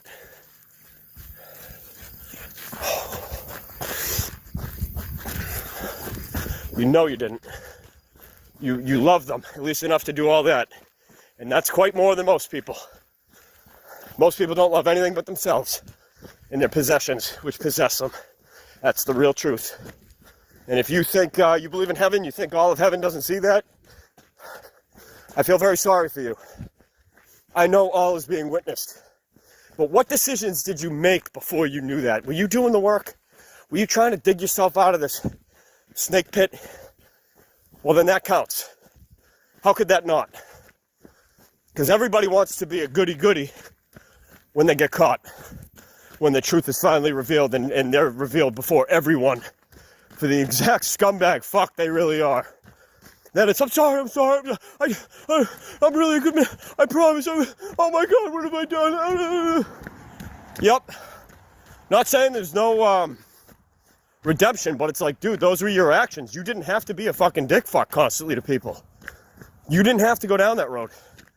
You didn't have to do it. You had free will just like we all did. And honestly, everyone's going to find out that most of the people in this reality aren't actually real. You seriously think there'd be trillions of beings that would incarnate in a place like this? Are you kidding me? It's ridiculous. Why would a perfect heaven or any type of universe hereafter, a multiverse, why would that ever be the right way to do things? It's just jam everybody the fuck up everybody's asses and create billions and billions of people. Nope. That is a computer copying and pasting, and I've seen this for real, and many others have. You don't think NPCs are legit? I almost don't even want to talk to you because it's just like, what? At this point, written about in many different scriptures, many different religions, the helix, the tares in the Bible, which is what it really is. And it says they're going to be burned. And rightfully so. You know why? Because that's justice and that's mercy. A dead thing that drives around like a fucking moron every single day, constantly getting obliterated drunk, doesn't give a fuck, you know, says they love this and they love that, but they're a liar all the time because they don't really give a fuck about anybody but themselves and their own sick pleasures. Why does that deserve to live? I'm not saying don't rehabilitate that being if that's what they want, but isn't destruction a mercy? Why send them into eternal hellfire? Why? What good's that going to do? Maybe temporarily send them into the exact hell they created, which would make perfect sense. And that's, as far as I know, that's exactly what does happen to real souls who knew better. You will receive the full payment of everything that you dealt to everybody around you. Everything. And that's the way it should be. Unless you truly had a change of heart before the timer ran out, because that would tell everything. And how would that not be the most truthful way to do existence? Because you got to know who everybody is, and there's going to be many, many that need to be locked the fuck out. It's not cruel, it's just you can't come in here. This is kind souls only, who are the truth, who are honest, who care deeply about other beings, and don't want to hurt life around them. You can't come to this place. In fact, you can't know where it is. And because of all the demonic shit going on, we have to lock these doors forever. Do you really want that to be you? Seriously? I don't care how much you hated me. I don't want that to be you. I'll get over it. I'm already over it. Tough shit. Ooh, is that your little pussy punch? Oh. I don't care what you did to me. It sucks. Yeah, you're a friggin' asshole. And a lot of other choice words I would have truthfully to say to your face, and would have no problem doing that. Whatever it takes to wake you up. But hell? Forever? Hell no. No matter what you did.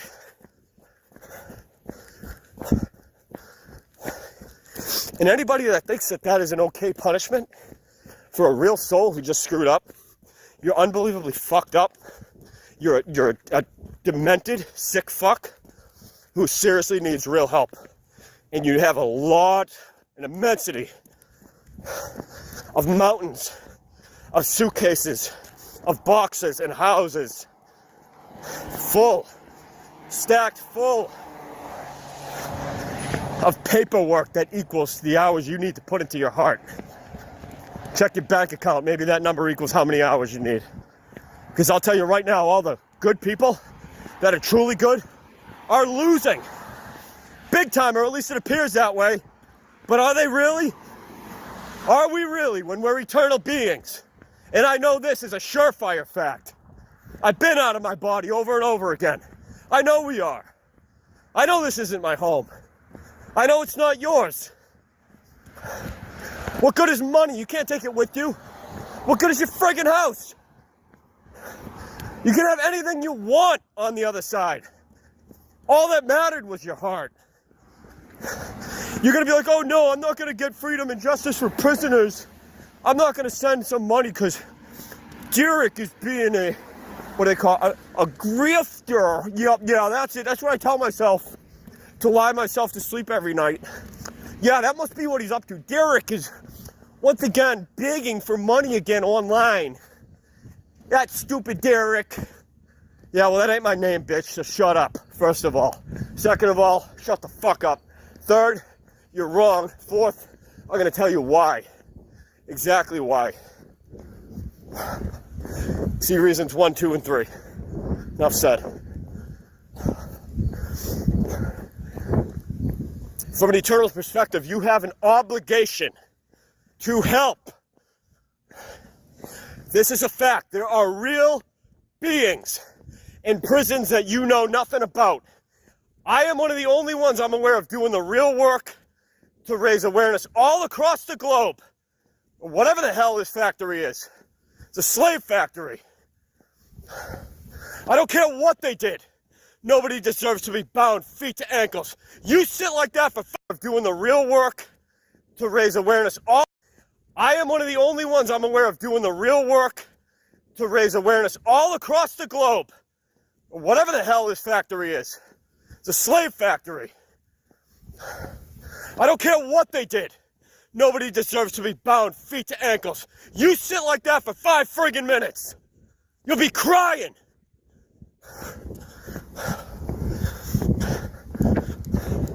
If that was you, I would never stop. I would devote my fucking eternity to it. Would you?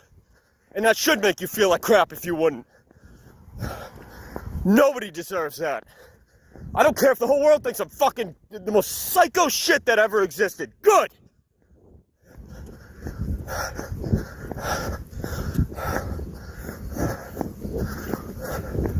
Help her get out. Enough of the videos. Enough mooching. I've given enough. I've given more than enough. Help or get out. This is about this is about cruelty that you can't even imagine. I'm not doing this for any other reason. I don't even want to be here. I stayed to do this work, and I had an easy out. I could have left. You hear me? I could have left. And I bravely chose to stay, even though it's for a bunch of ungrateful fucks for the most part. I stayed at the risk of being locked up. I stayed at the risk of having the shit kicked out of me. Again. And being talked down to by a bunch of fucking fools.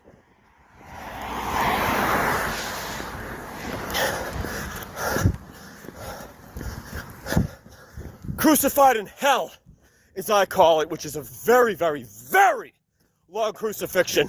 Your whole life, when you're the truth, is a crucifixion. That's why the cross looks like a damn T. Your whole life is your proof. Your whole life is your proof of what you care about, of what you are. And there's no fucking way anyone could say otherwise, because it doesn't matter that it sucked. It doesn't matter that it was difficult.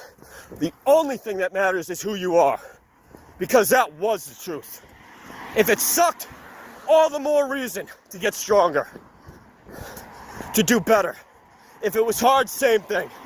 All the more reason to increase your competency, increase your ability. Because when you love, you will do this. And you'll do it over and over again. Not because you want to. Not because, oh, I just have this incredible hobby of killing my body out in the sun and in the cold, and, you know, I just really like to hurt the fuck out of myself. No. It's because you love so fiercely that you know if you ever had to be in a fight once for that one being that you love, even if it's yourself, you want to know you did everything you could to get ready. Everything. Why would you even chance it? You protect something, don't you? You have kids. Most of you have kids, right? You have kids, you got pets. That's all the reason you need it. You don't love them and you deserve to lose them. You get your ass out there and you train. You come help with these any way you can. The least you can do is send a few bucks. That's pathetic. I gave away all my money to people in need. And I gave myself what I needed to be able to do it. For the most part, okay? I'm not perfect either. Don't talk to me about this shit. Don't talk to me about what it means to care about somebody. Or anybody for that, even when people are total friggin' ingrates and all they do is trash talk you. Smear your name all over the internet like a bunch of bitches. And you still love them anyway. No matter what they do. And even if that was them in there, you'd be doing the same damn thing.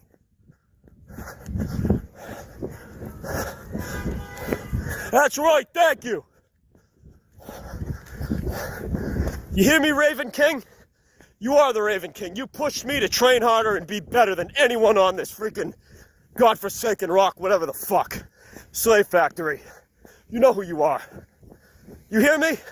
I'm your #1 fan. Because you were the best at showing people how weak they are and how strong they need to be. Thank you for your great work, sir. And if you were in that situation, I'd be out here doing the same thing for your dumbass. All hail the Raven King. All hail the Raven King, who showed us what a bunch of pussy bitches we are. I would rather one of him with a heart on fire than doing what he does all the time. Master at it. Incredible, the work he's done. Then 100 of you who say, oh, I was gonna, I tried, yeah, I would join you, but,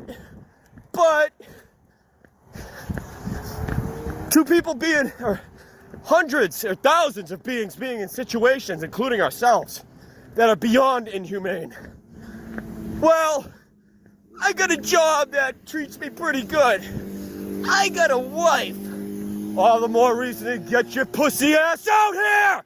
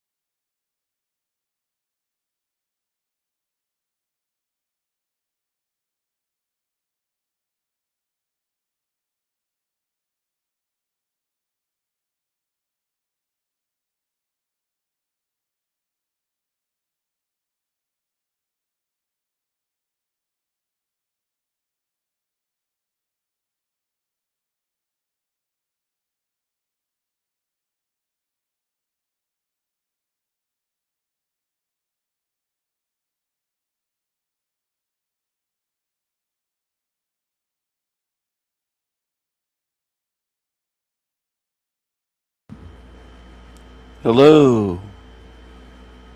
Hello. Hello.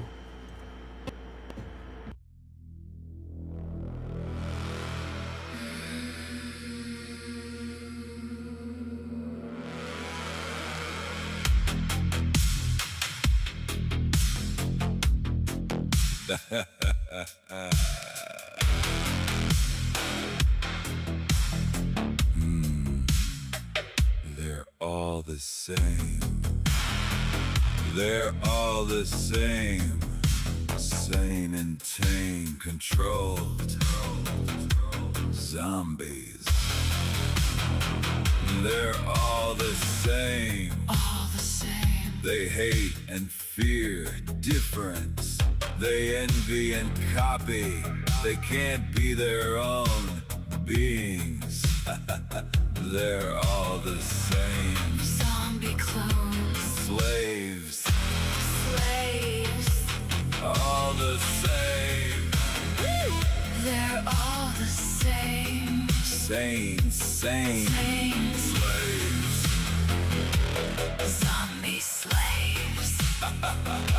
Zombie slaves. All the same. Controlled. They're of this world.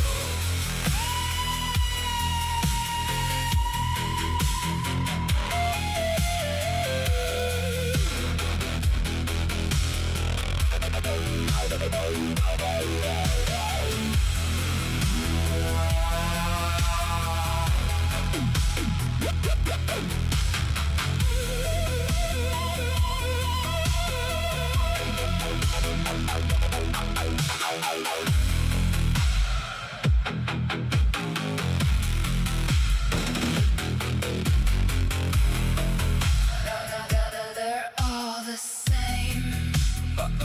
They're all the same. Sane and tame. Controlled. Zombies.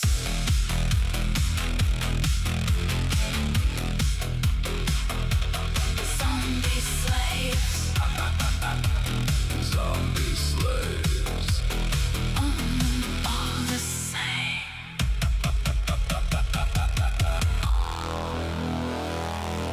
All the same.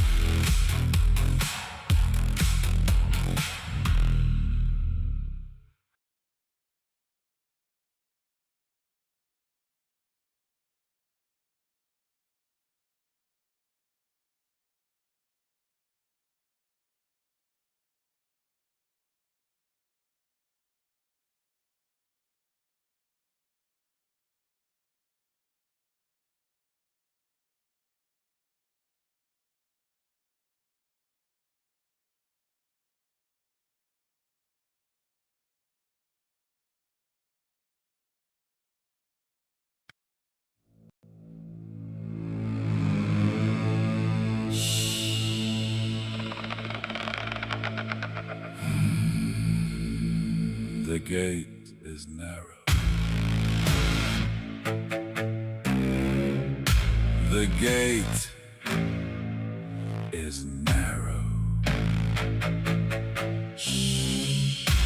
The narrow gate won't open for all,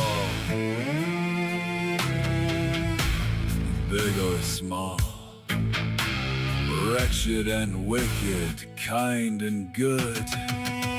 Spirits are judged. There is a reckoning of spirits. Justice will be swift.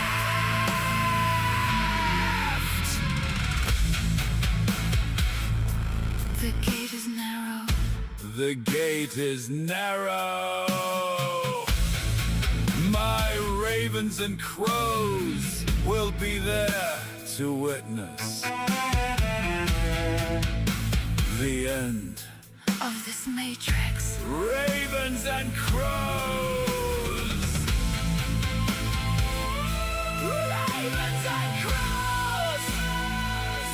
The gate is narrow.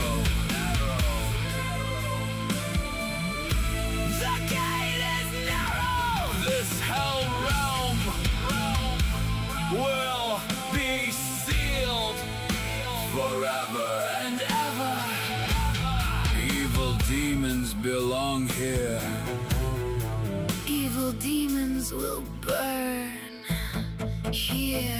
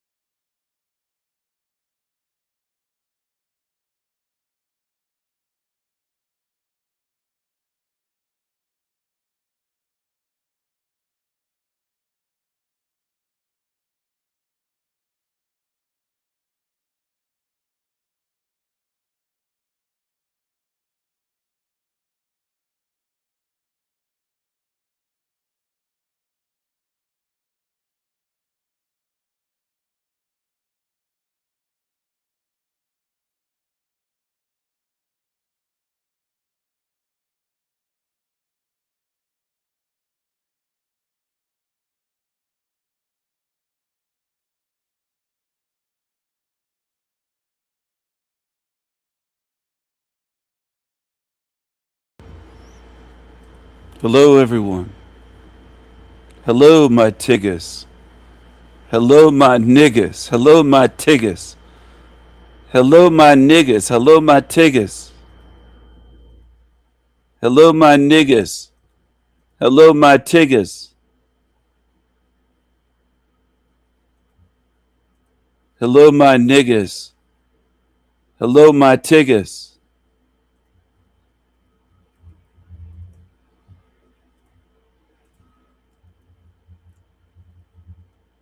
Hello, my niggas. Hello, my tiggas.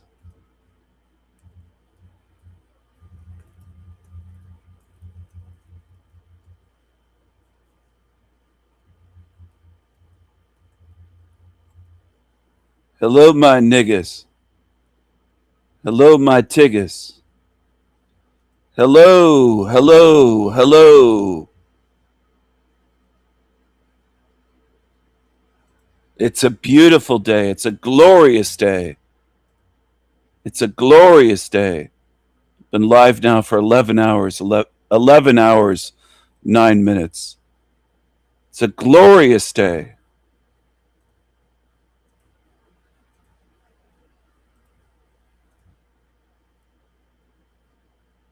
Hello, my tiggas.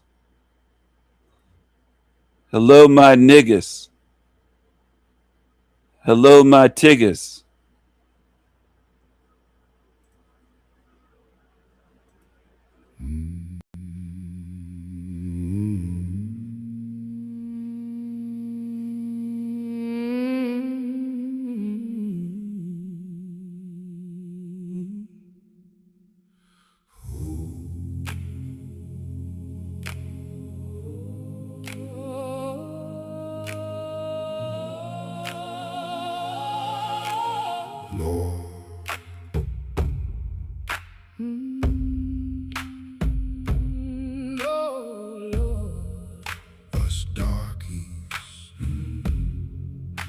us darkies. We being tugged out to sea. Oh Lord, the tugboats brigade is here on a rampage, a flotilla tugging away. Us potigers, a flotilla. no more snacks, no beans or tortillas. We be floating on doors. We say we be kings and more, floating away on old doors, going far out to sea. Tell me, Help me, how can this be? I can't swim. Save me, Jesus. Is that him? Oh, yeah. Oh, Lord. Tugboats, I'm no pirate, but I can shake my black booty. Coochie, coochie, cooties. Oh, Lord. Yo, yo. Oh, Lord. Oh, Lord. Oh, Lord. Oh, Lord. The tugboats. Oh, Lord. Our Lord. Our darky Lord. Our black Jesus. Help me. I can't swim. Oh, Lord. Our Lord. My son. Oh, Lord, my Lord, I can't swim. Oh, Lord. Our Lord. Our darky Lord. Our black Jesus. Help me. I can't swim. Oh, Lord. Oh, Lord. Our Lord. My son. Oh, Lord. My Lord. I can't swim. Oh, Lord. Oh, Lord. Black Jesus. Oh, Lord. Sinking.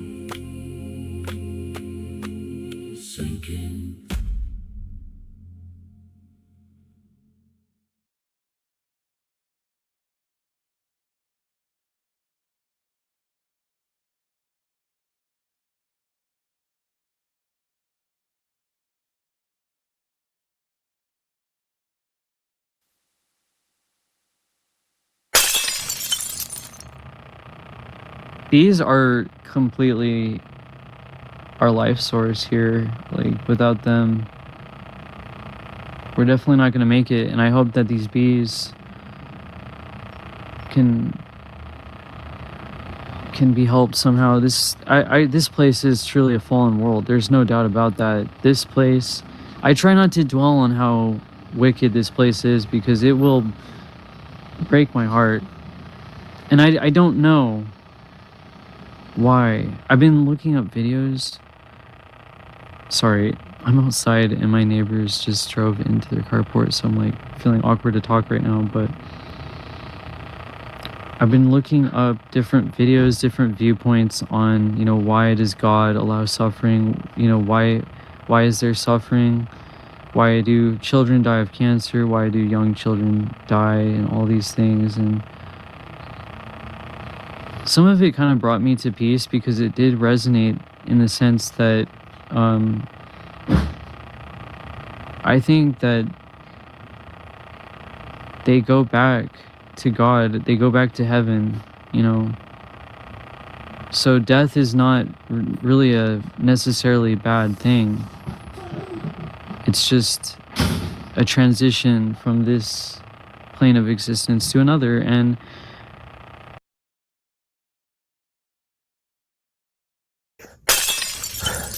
no matter what they do.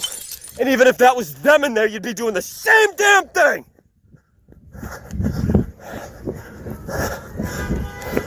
That's right, thank you. You hear me, Raven King? You are the Raven King. You pushed me to train harder and be better than anyone on this freaking godforsaken rock, whatever the fuck. Slave Factory. You know who you are. You hear me? I'm your #1 fan. Because you were the best at showing people how weak they are and how strong they need to be. Thank you for your great work, sir. And if you were in that situation, I'd be out here doing the same thing for your dumbass. All hail the Raven King.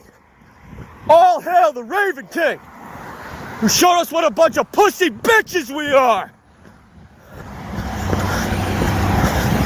I would rather one of him with a heart on fire, that doing what he does all the time. Master at it. Incredible, the work he's done.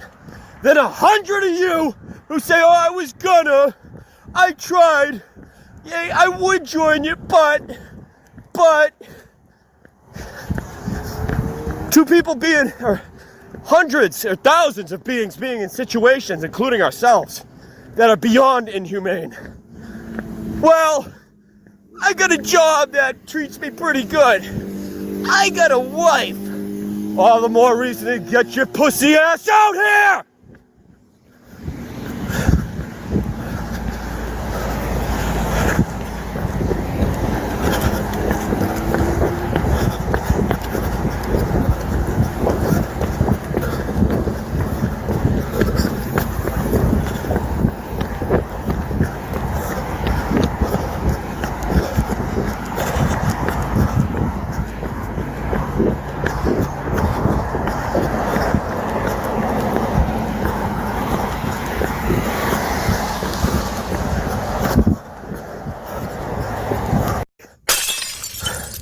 No matter what they do.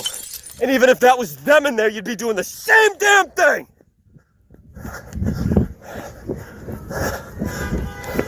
That's right, thank you! You hear me, Raven King? You are the Raven King. You pushed me to train harder and be better than anyone on this freaking godforsaken rock, whatever the fuck. Slave factory. You know who you are. You hear me? I'm your #1 fan. Because you were the best at showing people how weak they are and how strong they need to be. Thank you for your great work, sir. And if you were in that situation, I'd be out here doing the same thing for your dumbass. All hail the Raven King. All hail the Raven King, who showed us what a bunch of pussy bitches we are. I would rather one of him with a heart on fire, that doing what he does all the time. Master at it. Incredible, the work he's done. Then 100 of you who say, oh, I was gonna, I tried, yeah, I would join you, but.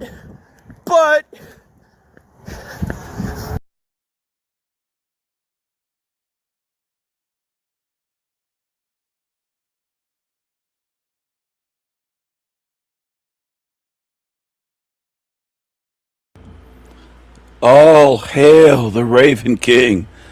Excuse my voice, I'm losing my voice after 11 hours, 18 minutes. All hail the Raven King. All hail the Raven King. Fire it up. Matrix time. Matrix time. Exploring. Matrix. Time. Time. Time. Time. Time. Matrix. Time. Fire it up.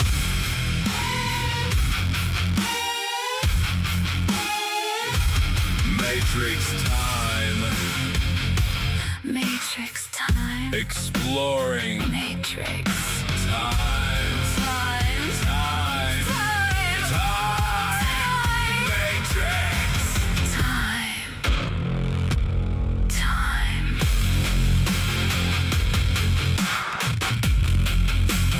Matrix. Time.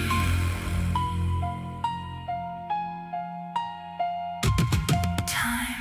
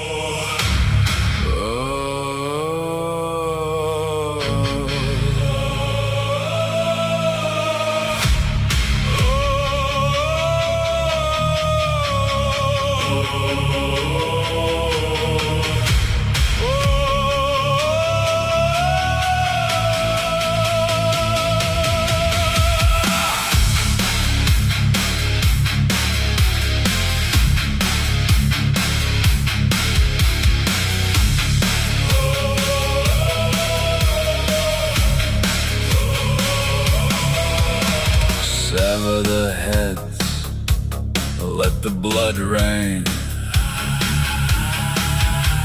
Murder hell realm and the feudal rage. Here's to the slaves with a smile on their face. Zombie slaves. Fire. Fire. Raining fire. Here's to the slaves with a smile on their face. Here you will stay forever in chains.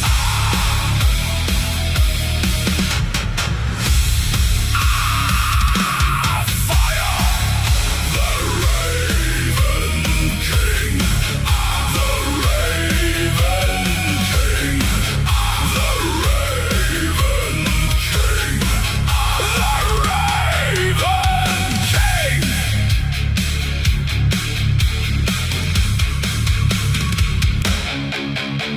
How can we be free? No one here is sacred. Ground them into grist. Burn their ranks in hell.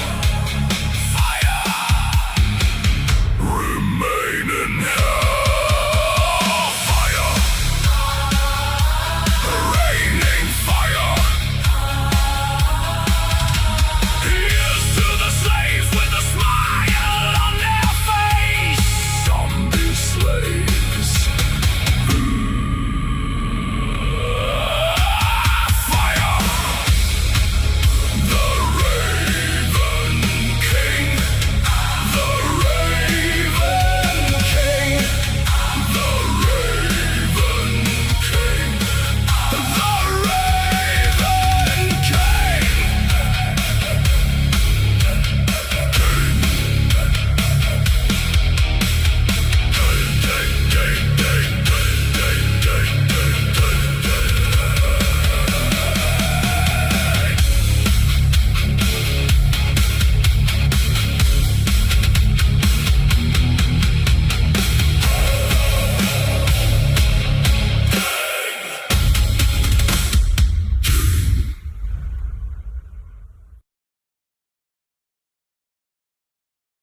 Now, here we've got a video of a Muslim man in Poland who filmed a video complaining about the fact that everyone in Poland seems to have a dog. Now, of course, for those who don't know, dogs in Islam are haram. They are considered dirty. And just take a watch of this video and see how utterly appalled this man is that people in Poland have dogs. Down the street. But, bro, in Poland, everybody has dog, man. Why everybody has dog, man? That's crazy. Everybody has dog in Poland. Bro, that's insane.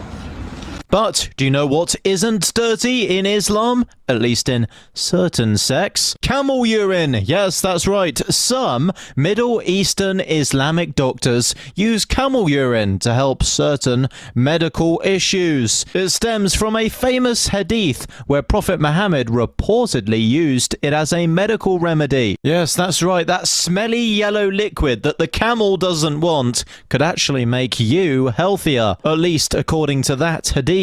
What do you guys think? Share your thoughts in the comments down below. It's been a while since we did a shoe on head. Welcome back, tribe. It's been a while since we did a shoe on head. Let's get into it. Welcome back, tribe. It's been a while since we did a shoe on head. Let's get into it. Apparently, he was white. He deserved it. He's talking about the Carmelo Anthony, yeah? Wake up, maggot! It's time for your annual race war! Oh, you didn't want to be in a race war? Well...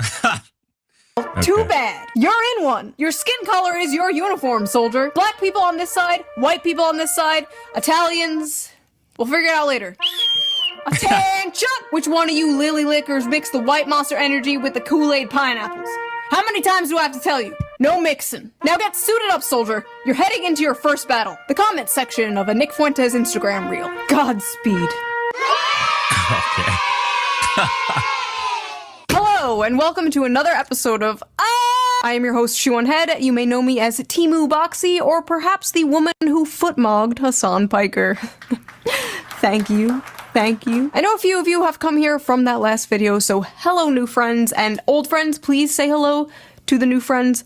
Do not scare them away. One of the biggest things that happened when I was gone was the conclusion to the Carmelo Anthony trial. Now, for those of you who are unaware, for those of you who have no idea what has been going on, don't worry about it, kid. No, but what happened was last year during a Texas high school track meet, Carmelo Anthony, a 19-year-old student, and after a few days, Good cracker is a bitch. Right now. I don't have an opinion. I don't have an opinion here. These kinds of face-to-face, emotion-rising, shouting matches really do no good. In this video, we are going to discuss the insane reactions to the Carmelo Anthony trial, read some tweets, watch some TikToks, as well as debunk a bunch of misinformation because I am just Let's get into it. Come on. and shaving. Is one of the most aggressive things folks. Here we go. They found him guilty so fast right before Juneteenth. These folks playing in our faces. Carmelo's only crime was not allowing himself to get beat down by a white man. Carmelo will get out of prison. That boy ain't getting out of the grave. He already got assaulted in prison, right? If I read that correctly, he already got assaulted in prison. If that was true. If he kept his hands to himself, he'd still be enjoying his white privilege today. White people are not victims of racism. You can't be a victim of a system you created. Hey, 23-year-old white guy who can't find a job and still lives with your parents. Did you know you created the entire system we're in right now, and therefore it's totally acceptable to hate you and be racist towards you? This is the same You know, what's so crazy, man, is look, I grew up in the 90s. This is what it was like. I was watching basketball. Michael Jordan came out with a movie, Space Jam. It was so fucking cool. Aliens. Great. As a child, amazing. Looked up to Michael Jordan. Blade comes out. It's a black vampire hunter, and he's smooth as fuck with it. And I'm like, holy shit. So cool. You had black athletes that you looked up to, black superheroes, if you could call him a superhero. What else was it? Fresh Prince of Bel-Air was on TV, and it was common to watch. Super cool show, real chill. And so you had what you could call, you know, black exposure, and it was very positive, and it was family oriented. And as a non-black man, I didn't really see them as particularly like black first. They were men I looked up to that happened to be black. And I looked up to them because of their innate qualities that each of them had on the individual level, right? Michael Jordan's competitiveness and his skills and being the best ever, right? Blade, obviously it was a movie, so that was fantasy. Fresh Prince of Bel-Air, you know, a guy moving to a rich neighborhood. What would that be like when you're coming in from a rougher part of town, you know, or a rougher part of the world? And so many other examples like that. And I grew up with my friends in Atlanta that were a lot of them black, and it wasn't really so much in your face racial. Just like, yeah, we're different and we have different characteristics, but for the most part, it's just whatever. You know, if somebody does something admirable, it's admirable. And then skin color was second. Nowadays, what's being pushed in schools, in the media, it's blacks hating white. They think systemic like that wasn't a thing back then. Systemic oppression is the one reason I'm failing. There is no more accountability. It's just the white man's fault. If you put your hands on somebody, you deserve to die. White people are the cause of all issues. And this is not just to the black community. It's all minorities. It's funny to say minorities, which is a gaslight because globally whites are the minorities. But in white countries, whites are blamed for everything. So now there's like this. It's a new attitude that current day blacks have and minorities in general that is anti-white, that they just hate white or taught to hate white people. So you don't even feel comfortable being around them anymore as a white person. There is no positive messaging anymore. There is no we all get along. It's just racial division and hatred. But what sucks about it is that the community actually feels that way. A lot of blacks actually hate whites and are very racist. And there is no more kumbaya, let's all get together like the 90s where and tried to erase color. Color is at the forefront now. So the blacks we have today are not like the old blacks that I grew up with. My compatriots, my colleagues, they're a completely different mentality. They've been brainwashed completely. Now you could say, well, you know, that's because you were a kid and everything, you know, grass was greener, rose-tinted glasses, but we've always had these racial tensions. And that's also true. Sure. The tensions were always there. Not much has changed in that sense, but it's just so much worse today, so much more visible, probably because the internet, probably because cell phones, and every stupid person gets an opinion and it's amplified by the millions. And now you're starting to really see what usually was probably, and this is the real part of this, is what used to be swept under the rug probably. You don't get to hear people saying ignorant shit like they used to, just out loud, out and up. So now that we kind of get to see who people really are. And unfortunately, what we really get to see is that people aren't as good as we hoped they were. I think that's what actually happened. I grew up in what feels like a completely different time, and yeah, there were still racial tensions and stuff like that. We weren't blind to it, but it didn't dominate our life, and we didn't, you know, almost exclude each other strictly on that like people do today, you know? And it makes people want to segregate themselves. Like, I don't want to be around blacks. Let's be completely honest here, because they're not what I grew up with. They're not my friends. They're not who I came up with when we were all struggling and all this shit. Like, I have black friends still, of course, because I already knew them before the crazy bullshit started. But if I were to come up in the world today with what the kids are being taught today since like grade school, that it's like white's fault and all this other crazy Marxist leftist crazy ass hate America, hate your country, hate everything about this place, hate the people who built it, hate your history, hate, you know, like they're teaching the kids to hate each other based on race. And I wouldn't want to be friends with any of these people today. I would actively segregate myself today because it's just not the same people. And it sucks, but hey, whatever. It is what it is. What do you want me to do about it? Why would I try to befriend and reach out and try to embed myself in a community that doesn't want anything to do with you, because most of them are being taught today that you're like the sole cause of their problems. And that's just, I think a lot of white people are starting to feel that way. And look, blacks have been, I don't even want to say brainwashed into, but at least their beliefs that it's the white man's fault and white man this and it's us versus them and this system, we got to tear it down. You know, they're just being used as like useful idiots, tools by the people that are going to push in this communist rhetoric, and then they're going to wipe them away like the communists did in Russia. Like, these liberals are so dumb. They're being used as useful idiots by Muslims in Europe, for example. And they're bringing in these millions of Muslims that, you know, the bleeding heart liberals, like, we have to help these oppressed people. And like, we have to cater to their religious norms and sensibilities. And so like Sharia law will be fine for them. And these like extremist madrasas. And it's like, all of a sudden you wake up and they're the majority and now they're executing you. And kind of, it's the same shit in America. Just blacks are being used to cause mayhem and destruction in society with like, you know, crazy statistics. Like, look, just look at the statistics for violence. They destroy their own communities and then destroy any other community that they touch. And it's just a tool used to, I guess, hold them back. You could say that, but also keep that wedge in society that's needed for the division so those at the top can keep ruling over all of us. So blacks will never be allowed to clean up their own neighborhood because, you know, the most degenerate of them are risen to the top, are lifted to the top. Look at your rap music, look at your movies, look at the culture, look at the shit on social media, look at what's propagated and pushed. Look who gets the deals signed to push the lyrics on the kids who then go and pretend that 2 years old that they're holding a gun and doing a drive-by. It's all, it's all engineered, man. And the scary part is that only a few see it and most go along with the engineering. So keep your head on a swivel, because most people are asleep and being driven into a direction. So if you're one of the ones that sticks your head out, or watch your back.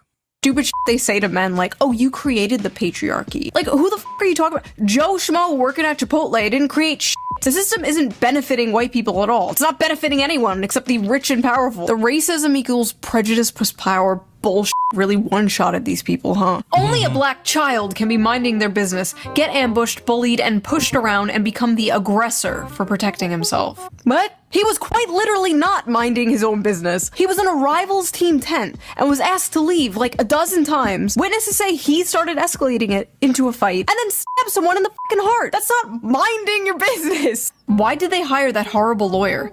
Had to be the worst defense in history. Absolutely no reason Carmelo shouldn't have testified. We gotta do better with who we hire to represent us. Plenty of black lawyers in Texas. His family raised— See, it's a racial thing. Plenty of black lawyers. It's tribal, dude.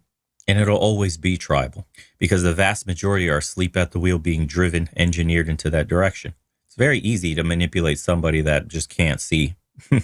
like $1 million on GoFundMe and then blew it all on a new house and a Cadillac. So then they had to get a public defender. That baby was sentenced to 35. I just think about that stupidity for a second. You get a GoFundMe, you get $1 million, and you bought a Cadillac Escalade. Bro, if the stereotypes just can't stereotype harder and then bought a mansion, the first thing you do with your money is not put it away in a like A-grade lawyer that could potentially get your kid off of going to jail for decades and being assaulted and raped and God knows what else, is to buy a Cadillac Escalade. Public defender. That baby was sentenced to 35 years. I love the community note. That murderer was sentenced to 35 years. Black people, please carry more than a pocket knife. Get their asses before they can get you. What the hell do you mean, get their asses before they can get you? That's literally what Carmelo did. He got Austin's ass. He killed him. Why the f*** are they acting like Carmelo was the one who died? 35 years on your first offense is over sentencing. Yeah, there has to be a retrial. This is blatant injustice. First offense. And the offense in question is murder. Your Honor, it was only his first murder. 35 years ago, killing a Nazi got you a Purple Heart, but now that a German American is president, it gets you a life sentence. All white people deserve no mercy. Holy hell. Now Austin Metcalf, a 17-year-old, is a Nazi because he was white. Also, 35 years ago... Does this dude think World War II was in 1991? Black Americans, arm yourselves. This country is officially a terrorist state of white supremacists. You have no reason to abide. You see, this is not even them thinking. Guys, look, this is Democrat talking points. This is literally what this is what the liberal class is teaching in these institutions that are bringing up these people. Listen to that. Look. Not a single original thought. This is what's scary. It's like empty brains are everywhere, empty skulls. And it's just being filled with the shit from what they learn in these like liberal colleges that they're all going to, which is.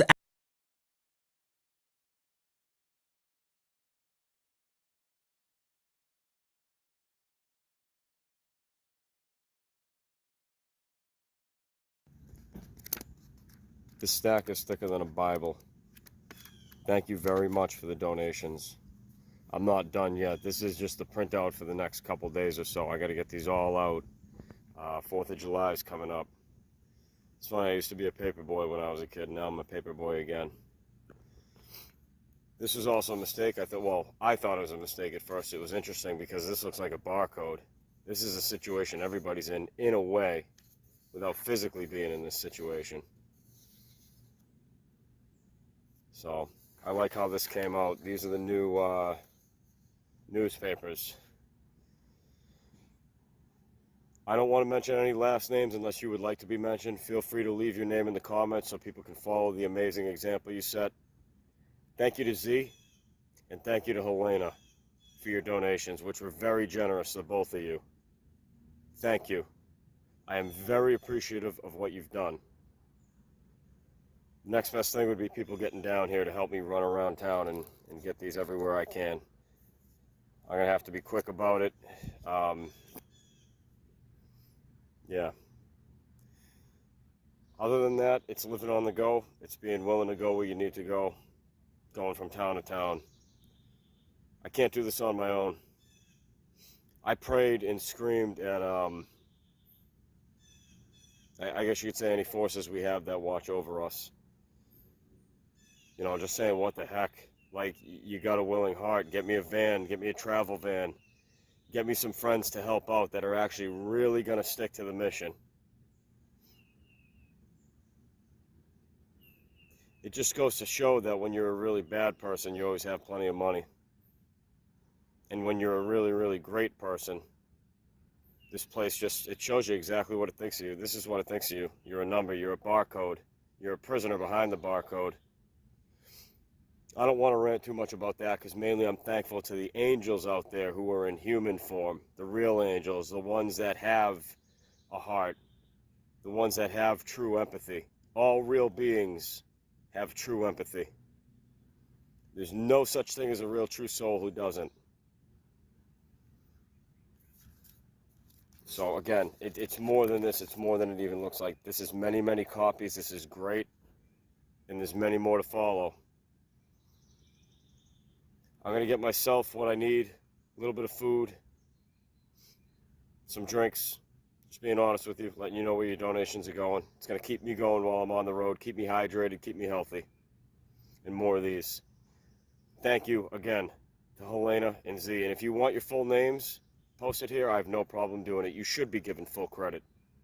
Thank you for being angels. Real angels. Sometimes when heaven doesn't answer, real people do. That's all I'm going to say about that. I'm thankful today. Thankful for you guys who helped out and stepped in. Also, thank you to Robin. Someone who donated some fuel so that I could use my truck again. And now I can do DoorDash, get some more money to fund this. Because this is the mission. This is the great work. So thank you.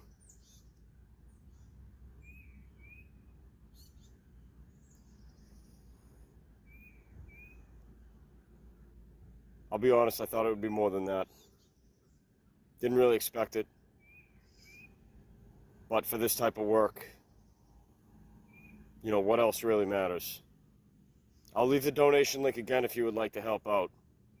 A few bucks is a few bucks. Aren't they worth it? Aren't the other slaves worth it? Aren't other prisoners of war worth it? Other prisoners in general who are innocent, whose girlfriends, you know, lied about them, wives lied about them. There's many men in jail like that, and they're some of the most top-notch people around, but everybody thinks they're criminals. You want to donate? I'll leave the link. To me, there's nothing going on more important than this right now. This is all about freedom. So thank you again to the real angels. You have my eternal thanks.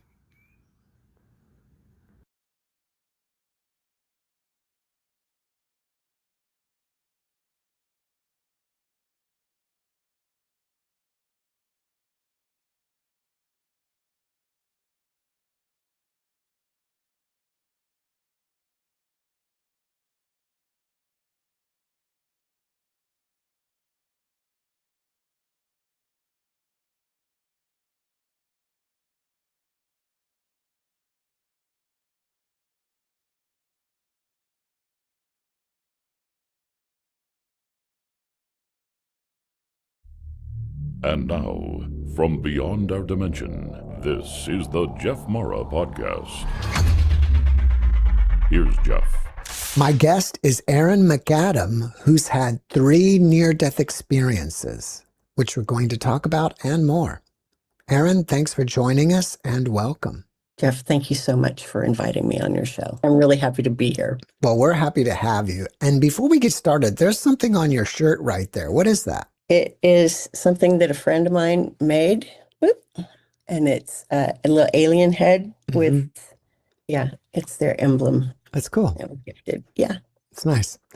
Yeah, it's Steve Neal. Steve Neal made this. Steve Neal, all right. Does he have a website? He does. He's actually, him and Mary are breaking the silence. Okay. Well, if you want to look into Steve's creations, there you guys go. Let's start with your first NDE and go from there. Okay, I can do that. It was in 1999, February 20th of 1999. At that point in time, I was living in a 16 by 16 shed behind somebody's house, and I didn't realize it, but they had raw sewage coming up in the backyard. And I caught hepatitis A. And I looked this up in their medical library at the county hospital. And that is we're virulent water in third world countries. And that always stuck with me like, wait a minute, America is not a third world country. Why is this happening? Well, because the people that lived in that house were not high quality, how should I say that? And they let a sewage break happen in their backyard and didn't clean it up. So I was in the 16 by 16 shed, and I had been sick for a while, and I didn't know what was going on. I became allergic to a lot of things. But what happened was I ended up, my boyfriend at the time, I knew that I was dying. He took me to the county hospital, and we walked in on our own accord. And I was wearing cowboy boots, and I knew that they were hazardous with hepatitis A. So I took them off and threw them in a hazmat bin. And we walked in, and I checked in, and they triaged me and sent me back out to the waiting room. And I was telling my boyfriend, I'm dying. I'm dying. And he looked at me and didn't understand what was going on. But he went and tried to go in the back of the emergency room doors, and I never saw him again. I did see like the guards, security guards, escorting him away from the waiting room. And at this point in time, it felt like I had a long, black, skinny, tarry hand come up through my esophagus, grab my lips, and pull everything inside me. I was self-imploding. And by this time, I was sitting in a wheelchair. And when the nurse finally came out, she called my name, and all I could do was put a finger up. And so she took me and wheeled me through the doors. And at the nurse's desk, there was a tall nurse that was brunette, and she was talking on the phone. And she goes, "Are you Erin McAdam?" And I went, "Yes." She goes, "Your daughter's on the phone." Now, my daughter didn't live with me, and I didn't know. It was like, okay.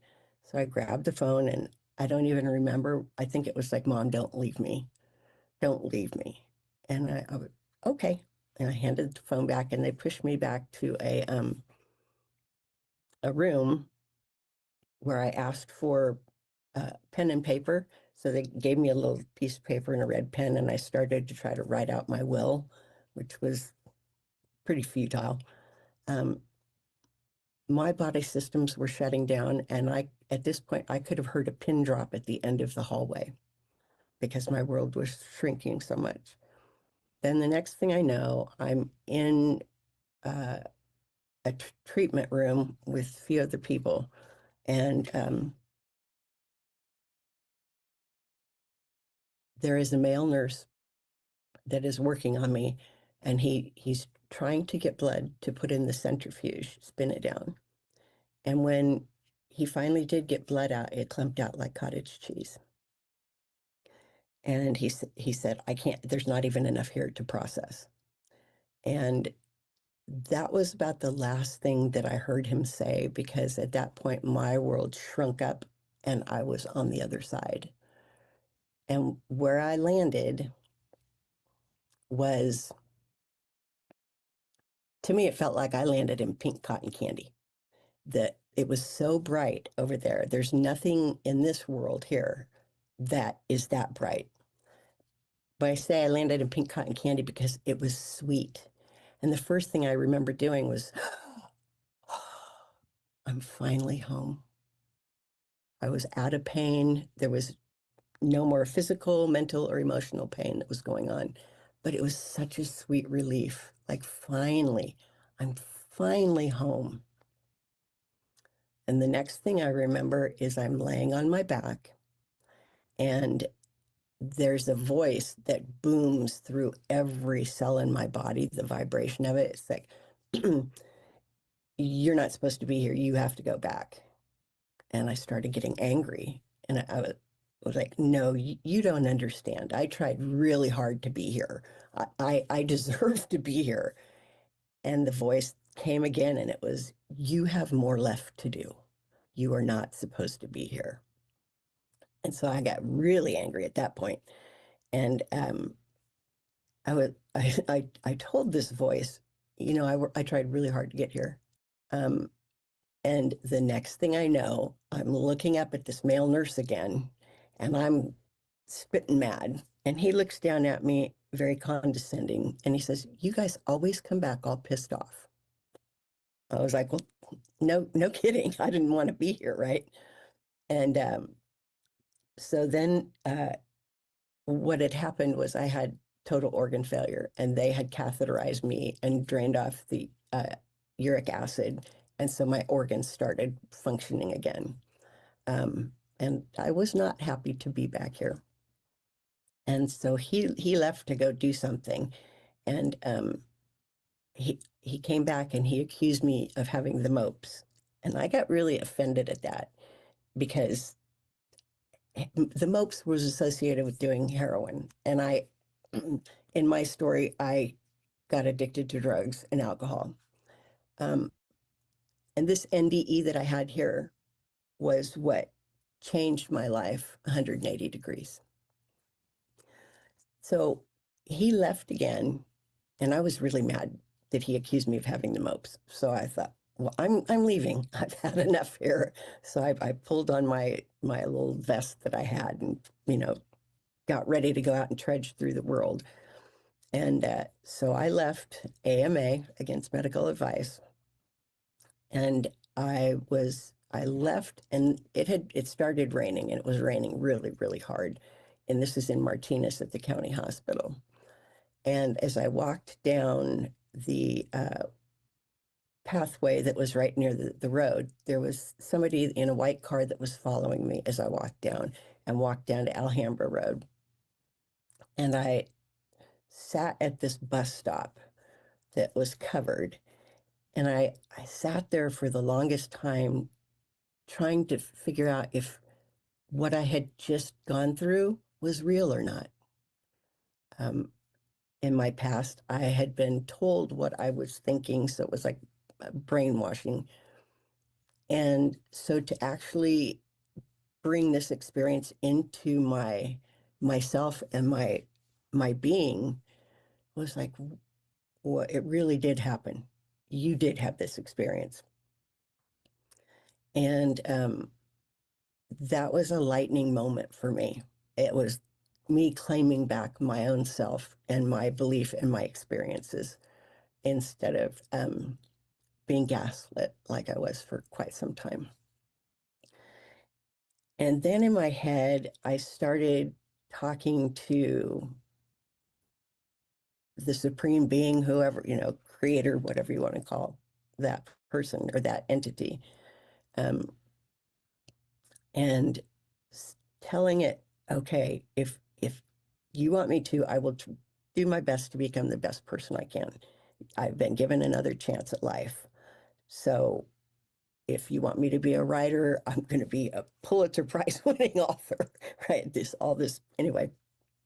And in front of me, it's still pouring rain, and there's cops that are going by all the time because they knew I was highly contagious with hepatitis A. And I sat on that bench for probably 5 hours until it got dark. And the rain had stopped. So I walked over to where there was a payphone that was attached to the wall. And I was going to call my daughter because weeks prior, I had talked to her on the phone and I said, honey, there's going to come a time where I'm not going to know what to do. And you're going to have to tell me what to do. And I repeated this over and over again. And she's like, Mom, what are you talking about? And I said, I don't know, but there's going to come a time where I'm not going to know what to do. And you're going to have to tell me. And she goes, okay, Mom. And we hung up the phone. So back to me getting to this payphone, I pulled out my little address book and I'm standing there not comprehending how to do what I need to do. And there's a brown Camaro that pulls up in the circle right next to me.